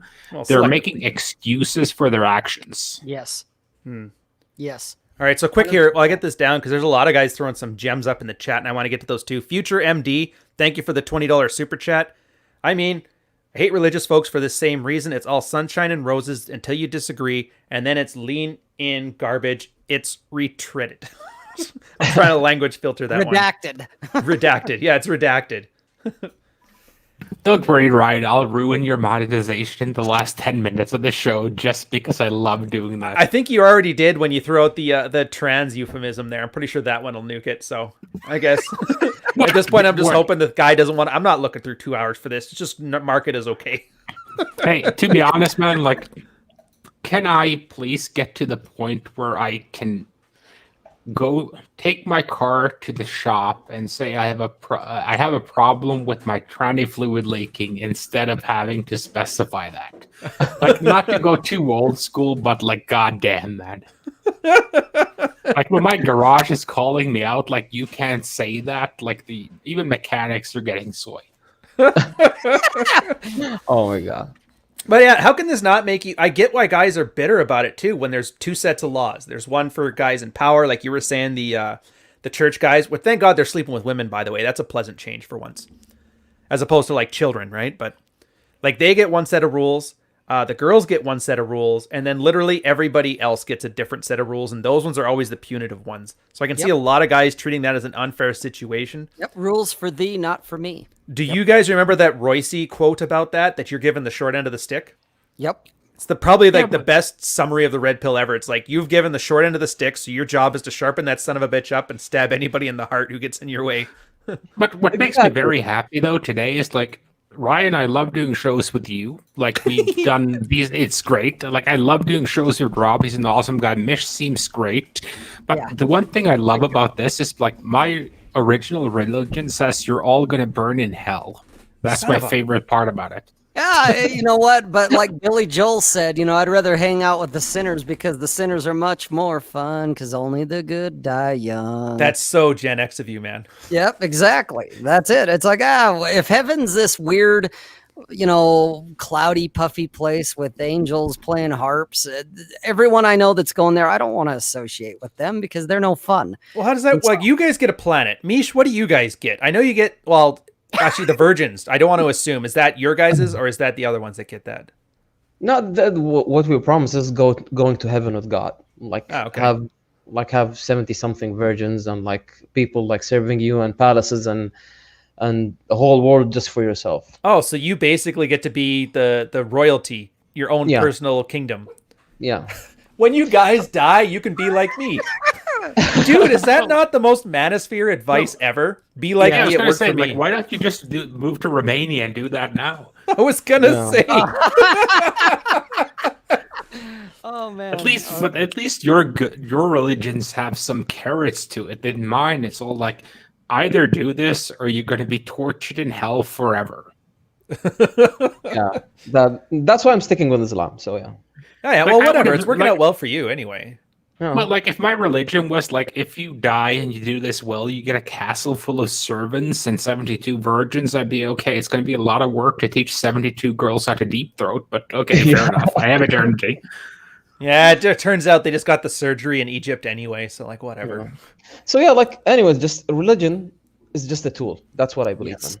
Yes. It's a tool like anything else in life. If you know how to use it, you're gonna just like thrive in life. You don't have to believe in it 100%. It's just a tool, like the red pill, like any other thing in life. If you know how to use it and you can play with the rules, you're gonna thrive. You don't have to believe 100% in it. Just go with the flow. Well, I think it's like how chicks work. Like, you don't have to believe that all girls are chaste, but the guys that they kind of want to hoodwink into providing for them, they kind of do need to. Yeah. But that's the thing. Like, what's in it for you? Well, it's not in my best interest to pay full price for used goods and then get taken advantage of. And what was the last thing that they kind of had? That lifelong marriage thing. You can leave me, but you can't remarry. So guys always had that. And then they took that away, and you're just like, it's pretty hard to live when there is no illusion left. And I don't know why guys are so mad about this, though. I'm enjoying it. It's great. Same. Yeah, to me, it sets you free. It's like nobody gives a shit, or nobody gives a shit. Yeah. So how do you want to live it? How do you And want that's to just do it? it. You get to carve out and decide. You get to design your own life, guys. Figure it out. And if there's any mistakes in it, it's your own fault, so you have nobody else to blame. But at the same time, the guy who has to fix it is the only one who's self-interested in you. He wipes There your you have ass it. every day, or every 2 days, depending on how much protein you're eating, right, Mish? Every 2-3 days, no wipes. Well, I kind of like the Norse religion for this reason. It's basically, okay, you're going to die in battle, but if you die in battle, you go to Valhalla and you get to drink, eat, and fuck Valkyries and hang with your homies and get drunk every day for the rest of eternity. Is that like not the most perfect religion ever? Yeah, I guess. I don't know about being set on fire when I die, though. There's something Rolla just said in the comments. What's that? He said there's nothing in Quran that says something about 72 virgins in paradise for martyrs. Yeah, that's basically the lie they've been feeding people with the hadith. What's the Prophet said? He said like if you become a martyr, that you get 72 virgins. If you're a good Muslim, you got 72 virgins. There's nothing mentioned in Quran about having 72 virgins. Actually, if somebody reads the Quran properly, there's a lot of bullshit that's going on right now. It doesn't like goes hand in hand with it. It's just like something a guy said 1400 years ago that you're not 100% sure that it's correct. That's gonna give me a lot of heat. A lot of Muslims gonna hate me for that, by the way. Mm-hmm. Well, it's just like Rob said, where the kids aren't supposed to say we're not going to play with you because you're not Mormon, but they just do it anyway. It's that implied. Well, I'm kind of aware that like my head is kind of fucked up, but whenever I hear those like I'm gonna get 72 virgins when I die, I always picture like the really devout Muslims arriving at Comic-Con. Oh man! Wow, heaven smells like BO. That's crazy. There's the quote of the day. Heaven smells like BO. Oh, that came from life experience. I went to one in Montreal. I'm like, all right, I got to see it. And I'm like, oh, the rumors are true. There's a thought in cosplay, and that guy stinks from here. But I met Hawk and Animal before they finally, rest in peace. So it was all well done. Well worth it. No, I don't mean to be sacrilegious with that. I just love these whole like religious claims. Like, the same thing in like Jesus had this fantastic quote with like, it's what was the harder to for Oh, a the thread rich of the eye man and to needle get one? in. Yeah, the thread and needle thing. And then you had like feed the clothed, the poor, and the hungry thing. And then you have Republicans in the States like, no, let's cut, every single welfare program in existence because that's what Jesus would do. Like, Jesus Well, they would just sit you- leaned in on that God helps those who helps themselves line. They're like, that's the only commandment. Let's go. Yeah, but I don't believe God ever said like, yes, believe in me, believe in No. my son, and hold your AR-15. Rolo, that's a new one to me. I've never heard or seen anything about that one, that Mormon women are forbidden to marry Mormon men until they complete the 2-year missionary work. Again, it's kind of all that implied that the women typically do wait, or wait. We'll put quotes around that. But I've never seen anything in writing or heard anything vocalized to tell women you have to wait until your guy comes back from his mission. I know several people. I know many people that actually got married, and the guy never went on a mission. He chose to be the black sheep of the family, and so he didn't go on a mission, and he still married the gal type of thing. And so I know that the family, because a lot of the pressure comes from the family side. It's not entirely the church or the ward, the brick building that leverages the pressure. It's the family, at least in the LDS faith, that leverages the pressure. It's mom and dad, because again, it's that implied, that implicit that if you don't save your kids, then you fucked up and you failed. And so it's the parents that go, yeah, you kind of need to get yourself a missionary husband. Okay. Trust me, how disappointed my ex-girlfriend's family was when she not only walked away from the church and had her names taken off the books and did a hard rebellion, and then ended up with a heathen that was as old as her parents. They were extremely disappointed in her life choices. Okay. But they had to learn to accept it, because otherwise all they were going to do is push her further and further away. And they'd only do that with the dude. But like, Rob, if we can get into this, and since we're asking you the hard questions here now, since the whole thing, when you go on missionary, you go to the other countries, right? And you do missionary work. And usually if you meet a girl in like her 18, 19, 20 years old, and she's going to travel, that means catching a lot of dick in foreign ports that no one back at home means about. Is that what missionary means for the Mormons? No, actually, what it means for the guys is how many converts can you get so that you win the toaster. Okay, so it's all about numbers for the LDS church. It's about, they say, it's about converting people into the faith, but really it's about numbers. And a lot of guys, when they get in, because when you first join a mission, you're the new guy, and your companion is a veteran, someone who's been around for over a year type of thing, and they show you the ropes. Okay. The thing is, the companion a lot of times is already disillusioned because he's seen it when he was the younger guy, that it's all about how many can I get so that I can get the toaster. And so a lot of the guys, some of them double down on it and get even more devout, get more into it, and let's get more zealous and Got a Mormon harder. Converts. Yeah, and but then some of them go, oh wow, okay, so I'm going to try and win the toaster here. Who cares? And it's those guys that typically screw up, I guess, or at least in the LDS parlance, they're the ones who get tempted.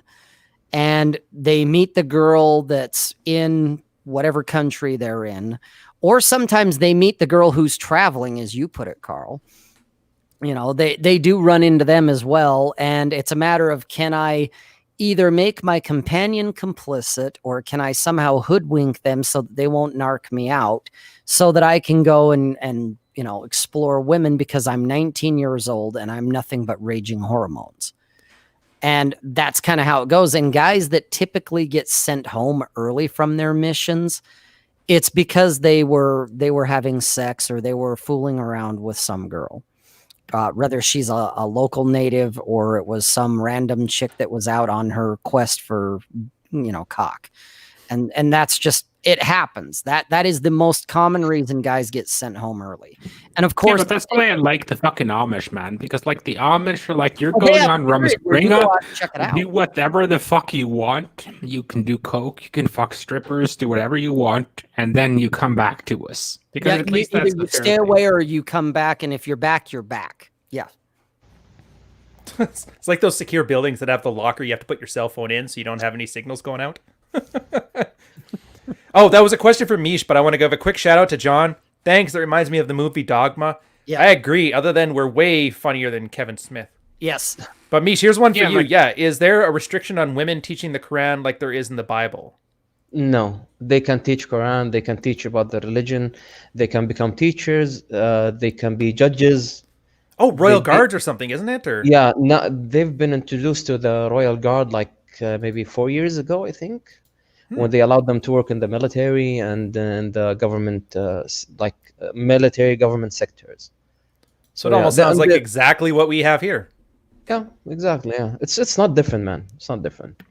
Well, Like we you have could- our you could have Sunhat a woman Brigade, judge. man. They have their niqab brigade. We have our Sunhat Brigade. It's the same thing. Even about the niqab thing, by the way, it's different from each part of depends on the country and depends on the areas. Let's say in UAE, they have parts of the country where women wear niqab, some don't. Like in Saudi Arabia, like some women down in the south, they wear niqab, they wear gloves. Up in the north, they do. Like in the middle and in the coastal areas, like with the big cities, they don't. They show their faces, they show their hairs. Sometimes they don't wear even an abaya, the body covering thing, the black thing that they wear. Oh, the They don't burqa, even- yeah. Yeah, not the burqa is basically the thing that they cover their face with. That's the niqab and the burqa. It's the same thing. Ah, Yeah, so you can see women now. They're not wearing anything. They're just going out with their regular clothes. It's covering their whole body, not showing any skin. But still, they're not wearing the black thing. which is crazy. Yeah, Because but when I went to Oman in 2008, they were. And I remember there was like, they couldn't wear makeup, but they had like that henna tattoo shit Yeah. across the little Oman- islet there. Yeah, Oman is a bit different. Oman has been closed like for the longest I could remember. They opened recently, and even if you go now, they're kind of different because they're like away from the rest of the Gulf countries and then like in the Middle East. But if you Oh, go so like the to real, Egypt- that's like the last trad stronghold. No, it's not trad. They have like different versions of Islam. They have different sects. They have different traditions. Like not like if you see like Saudi Arabia, Bahrain, Kuwait, and UAE, they're all like similar to each other. Like in Yeah. the traditions, the way they dress, and everything. Oman is a bit different. I did notice that. Yeah. But then No, again, but my I'll driver, he was honestly showing me a like cell me- phone, a fuck video with him and his girlfriend. He goes, "My wife can't see this phone, or she'll shoot me in the chest with a cannon." And I'm like, "That's such like an Arab thing to say." Yeah. No, but that was legit like the last things I had on my, because I'm sure you're all familiar with collecting flags, right? Yes. And like the last two things I had left like on my bucket list before I was like, okay, I'm kind of over the pickup thing. Girl in a hijab and day game pulling a girl in a niqab. Nice. You're And I going didn't- for expert level. I like it. Like the girl in the hijab, like I didn't bang her, she banged me. I was just thinking, But- it's like Indiana Jones, where you had to take that step of faith, and there's a platform there. Thank God. Where you're like, I hope this one's not hiding a lot of rolls. Yes. No, she's that good was under there. Wisely. No, like the hijab girl was easy that way, but the niqab girl was just like a gamble. It was just like, okay, you know what? It was like an old buddy of mine used to have this thing like, if you could fuck any girl you wanted, like who would you fuck? And everyone was like ScarJo or some kind of celebrity. This guy was like, I would fuck the Queen Mother of England. And he's like, why would you do that? She's like 90 years old. Yeah, but imagine the street cred. You dick down the fucking Queen of England. Oh, dude, I cucked Prince Philip. What do you got? How many people have you slept with that served in the Second World War? I thought so.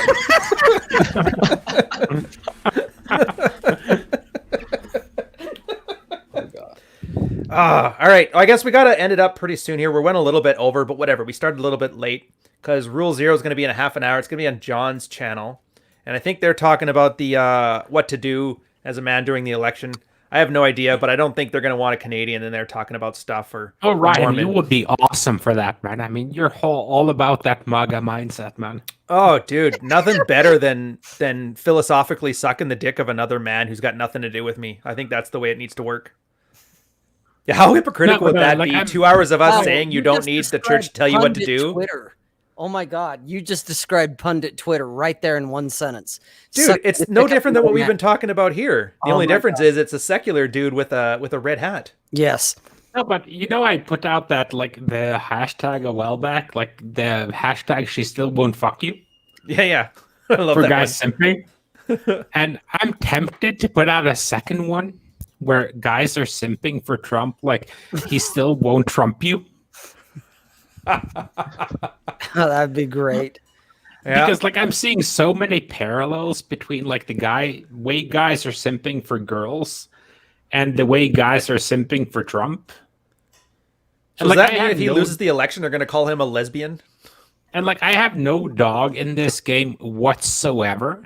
Yeah. But I was always more of a fan of like, that's why I disliked religion too, because I believe in the internal power of an individual man to realize his destiny. And if you're relying on your religion or Trump or your politics or whatever the fuck to realize your destiny for you, that's never going to happen. Oh, I agree. So that's why I dislike that whole movement. Yeah, I don't know, Mish, do you see much of this stuff over on that side? Like, I guess you don't have to worry about politics because the Middle East is mostly like monarchies. So it's like, yeah, I think I know who I'm voting for. No, but I mean, like, all joking aside, like having a monarchy has its perks. Like, at least I don't have to worry like about somebody getting killed over some stupid shit like that's happening in the States. Like, I don't want to like take a dunk on anyone, like that. No, I agree. It's consistent. Yeah. Like our Commonwealth, Yeah. we even have that. There's always at the very top something that's kind of above it all. Yeah. And even for us, I think the only power our royalty have are to say, screw it, call an election, reset everything. That's the only power that they have. But we kind of like that as like our, no matter what happens, she can just say, okay, guys, start again. And I'm like, you guys don't have that in the States. Well, I guess you do, but it's got more 1812 vibes. Well, I do think that's a good thing, though, because like if you kind of look through like history, like monarchs are kind of raised to have the mindset of someone who's ultimately accountable. Right. Yeah, they get a lot of freedoms, but that freedom is kind of given because they are the ones who are ultimately accountable. So, like, if Canada fucks up, the Queen can say, you know what, you fucked up, reset this shit. That's on her. Yeah. It can override everything else. And that responsibility is enormous. Can you imagine having that responsibility, that sitting there and getting informed like these 100 million people have fucked up so badly in their choices, you have to go in there and fix them for them. Yeah. But I think literally when things are at their worst. Well, and as the one American on the panel, I'd like to add one thing that a lot of people, both American and throughout the world, are forgetting, or they don't know, or they choose not to see it because of marketing and all of the persuasion techniques and everything else, blah, blah, blah. Everybody gets on about whether it's Biden or Trump. And here's the reality. Both guys, both of them, I don't care who you vote for, they're figureheads. Okay. Where does the power truly reside in the United States? It's in the United States Congress. Okay. That's where the power is. We don't hear or see anything about any of those guys. They don't have terms, because I know like Orrin Hatch, who represents Utah, has been in office for over 50 years. Dude, my mind is still blown that you can vote for yours. Ours are appointed. They're like SCOTUS appointments. Okay. Yeah. See, at least we have that option there, but a lot of people lose sight. Because like the other day, someone tweeted and said, okay, so who won? And I said, the government. That's the answer, because that is the truth. We, the people here in the United States, we're fucked either way. Whether we get Democrat or Republican, it doesn't matter. And the truth is, while that person, whoever it is, may be quote unquote the most powerful person in the Western Hemisphere, they are a figurehead. Okay, they're a mouthpiece, and that's all they are. They are the bread and the circus. They are the gladiator in the arena that we watch in Rome, but the powers that are running the Colosseum is Congress. They're the ones who decide war. They're the ones who set policies. They're the ones who ultimately decide. And yeah, the president can veto certain things, but ultimately the president cannot declare war. The president cannot just decide, well, we're going to do this and make it so, like a monarchy can or a theocracy can. It's Congress. And people lose sight of that, and they're losing their minds over Orange Man bad or Sleepy Joe Biden or whatever terminology you want to throw out there. And it's like, guys, the real power in the United States is not the president of the United States. He's the mouthpiece. He's the figurehead. He's I was gonna say, don't your states, like I've told, it's to think of the states, it's more like the European Union than it is like Canada, for example. Yes. When it comes down to it, a lot of you have the federal government that has certain laws and certain powers, but ultimately the states have their own powers. And in most cases, those state powers override the federal powers. Okay, that's why, as a great example, the legalization of marijuana. Okay, on a federal level, marijuana is illegal across all 50 states. Okay, so theoretically, the DEA can come in at any time, shut down any pot shop that's growing and selling and manufacturing and distributing marijuana. Right. Okay, but you don't see it happening because the states are deciding individually what level they want to either legalize or decriminalize marijuana. So I'm assuming as long as it's not interstate, the DEA generally just doesn't care. The DEA hasn't even gotten involved in interstate as far as I know, because that's a great example. Utah. A couple of years ago, we actually decriminalized and legalized medical marijuana, which I thought we'll be the last ones to do that because we're Mormon and we don't have any fun. Okay. But they did. The last time the voters said, fuck you, we want medical marijuana. The lawmakers changed it and rewrote it and ignored the populace to a degree that you might as well just keep it illegal because it's hard as hell to get it if you have a medical reason to have it, but technically it's on the books. Okay, so they made medical marijuana legal in Utah. However, I know Colorado, I think Arizona, New Mexico, some of these guys just not only have they decriminalized and legalized it medically, but recreationally. Yeah, you guys went full. I guess we went full Colorado. I was going to say you guys went full Canada. Yeah, it's one of those things where, okay, I can go over to Colorado and I can purchase marijuana for recreational purposes, and I can take it across state lines, which then I'm committing a crime, both federally and state. Hypothetically, right? Hypothetically. Thank you.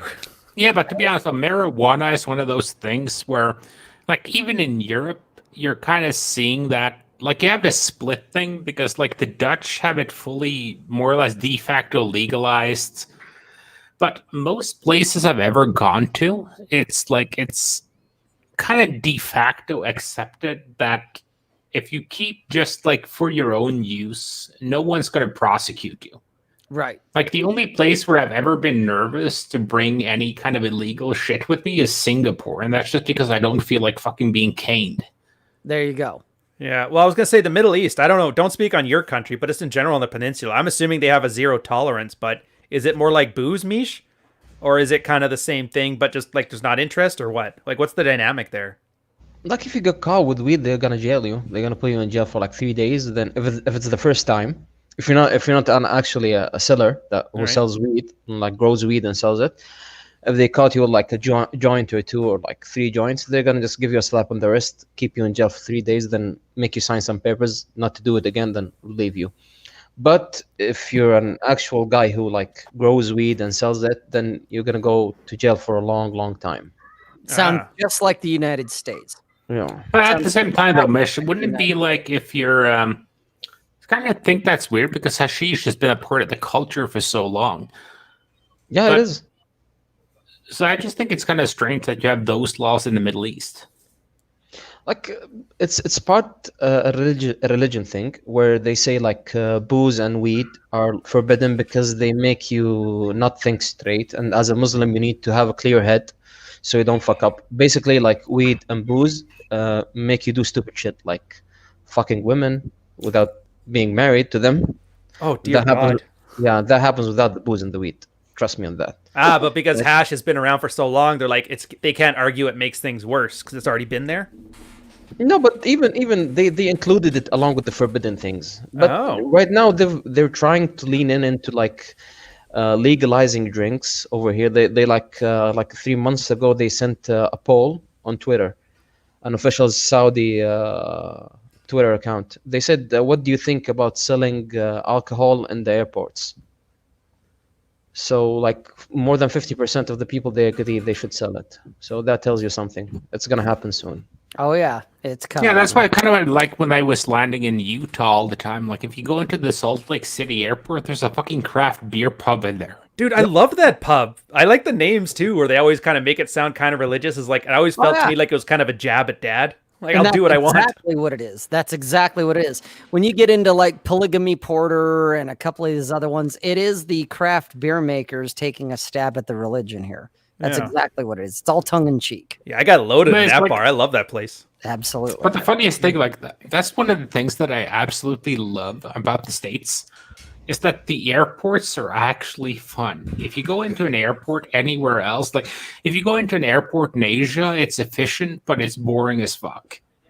Going to an airport in Africa, you're going to be robbed by the time you get out of there. Like the last guy in line that you have to pass, it's like, dude, I don't have any more cash on me. What the fuck am I supposed to do here? The Mediterranean Like, had that Latin- kind of vibe too. It's like landing an airport in the Middle East. It's kind of like a mix between Africa and Europe. It's efficient. Like African airports are inefficient and full of bribery. Middle Eastern airports are kind of like less bribery, but slightly more efficient than African ones. Going to Europe, it's just efficient, no bribery whatsoever. Go to the United States, you land in like North Carolina or some shit, and they have a wood-fired fucking barbecue joint in the when you just arrive at the airport. Oh, but as Wow. soon as you have to go through the security lines, you guys are like, this is why you need to drink. I fucking hate flying to the States for that. yes. Yes. Which Canada, is I like why though. don't You know what's fly a funny? lot. Like when you guys think of a big airport, you're probably thinking like Denver, right? That one in Colorado that has its own JFK. fucking tram network. Yeah. The biggest one in Canada is like in Toronto here. And you'd look at this would be like a small town airport by American standards. Probably like Salt Lake International then. All right. Oh no, Salt No, but, Lake International is like- bigger than Toronto. Oh geez. No, but like the worst ones I've ever been to, like the biggest ones are probably O'Hare and Frankfurt. But the worst one, beyond a doubt, is Charles de Gaulle in Paris. That's the worst airport ever because it's huge as fuck, but it's run with French efficiency. Oh. I was gonna say Like, Orlando these- was pretty bad though. No, but Have like, you been to the Dubai one? The airport no, in I Dubai? haven't. I have not. Yeah, it's amazing. I've been there. I love it. You can go there, have a drink. As soon as you arrive, you can buy your own booze and just go inside the country because they don't sell booze unless it's a pub or like there's the call of prayer second time. Oh, did So, you yeah, go? No. So yeah, you can buy the booze in the airport. You can have a drink there, and you can just go inside the country. But they don't sell it. They don't have like what they call it, the alcohol shops. I don't know. I don't know the name in English. But you can find that in duty-free. Bahrain. They sell it in the duty free, but inside the country itself, like inside like in Dubai or Abu Dhabi, you can find like shops where they sell alcohol. You either have to go to a disco, or like have to go to a club, or like maybe Disco. yeah, they call it disco. This is an actual. They call it disco. Okay, Nobody fuck disco. with the Zohan. Yeah, disco or clubs. Yeah, disco is the Arab word for it, but club is the English one. Or like you go to a pub, or like inside the hotels. That's it.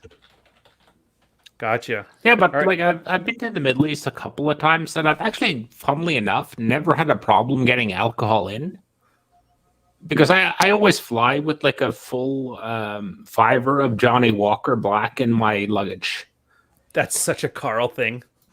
Yeah, And I've never had a problem getting it into a country. I've had a problem getting it out of a country on occasion, but never into a country. Well, if you Yeah, stop it's drinking it so easy, fast, yeah. maybe you'd have it as an option. I don't know why, Carl. I just picture you have your bag and it's like in case of sober emergency, break glass, and there's like a Johnny Walker little hammer. You tack it on there. The whole reason why, to be honest, the reason I started doing it is like I've traveled a lot for work, and if you travel for work, a lot of the time you want to drink when night comes because, like, ideally you got up at like 5 o'clock in the fucking morning. You got on a plane, you had a full day of meetings, and then you had a dinner with clients. You get back to the hotel room, and you kind of need to calm back down. Yeah, work hard, play hard. And I find whiskey works very well for that. Confirm or deny, Mish? I'm sorry. Can you say that again? Can you repeat it again? The booze, the whiskey is the best thing for winding down after a busy day. Yeah, I second that. And There we go. All around the world, we have that one thing we can agree on. Whiskey is good. So I always had that in like my, like not in my hand luggage, but in like the big bag that you actually check when you go. Yeah. And I've never ever had a problem getting that in anywhere. But I have had occasions like when flying out of Qatar, I think, was kind of hard to get it out. yeah, Qatar is a bit different. But Is that Dubai, because they're confiscating it for personal use, or? Probably. Yeah. Well, like Greece Most did that. My likely, brother yeah. had like $100 hair gel product, and the lady like, yeah, you can't bring this on the plane. He's like, what? And I'm like, oh, that sucks. You shouldn't have told her how much it cost. All right. I guess, okay, we're running almost late. I don't want to run over the time. So, guys, we're going to close this up. I hope you guys learned a lot. If you learned nothing else from this, stop simping for other dudes because they don't have your best interest at heart. And don't trust the chaste virgin, or what do we call her? That, how do you pronounce that? Karen? Karen. Yeah, that's our version of Karen. Yeah, don't let her bully you into not serving your own best interest, guys. Yeah. I guess you know where to reach everybody. You guys end this off if you want them to see more of your stuff. I don't know. I guess Rob, you're the only Mish. You don't have anything to tell people to show you. Rob says .net. It's in my thing there. So go there. It's where all my links, everything is. All right. So I don't think they're going to need a Canadian in there, but they're going to do what to do on the election. It's on John's channel. I put the link in the chat. Feel free. Come on in. Show the Roll Zero guys some love. I'll probably stop in the chat to say hello, and we'll catch you guys later. And I'm going to end this.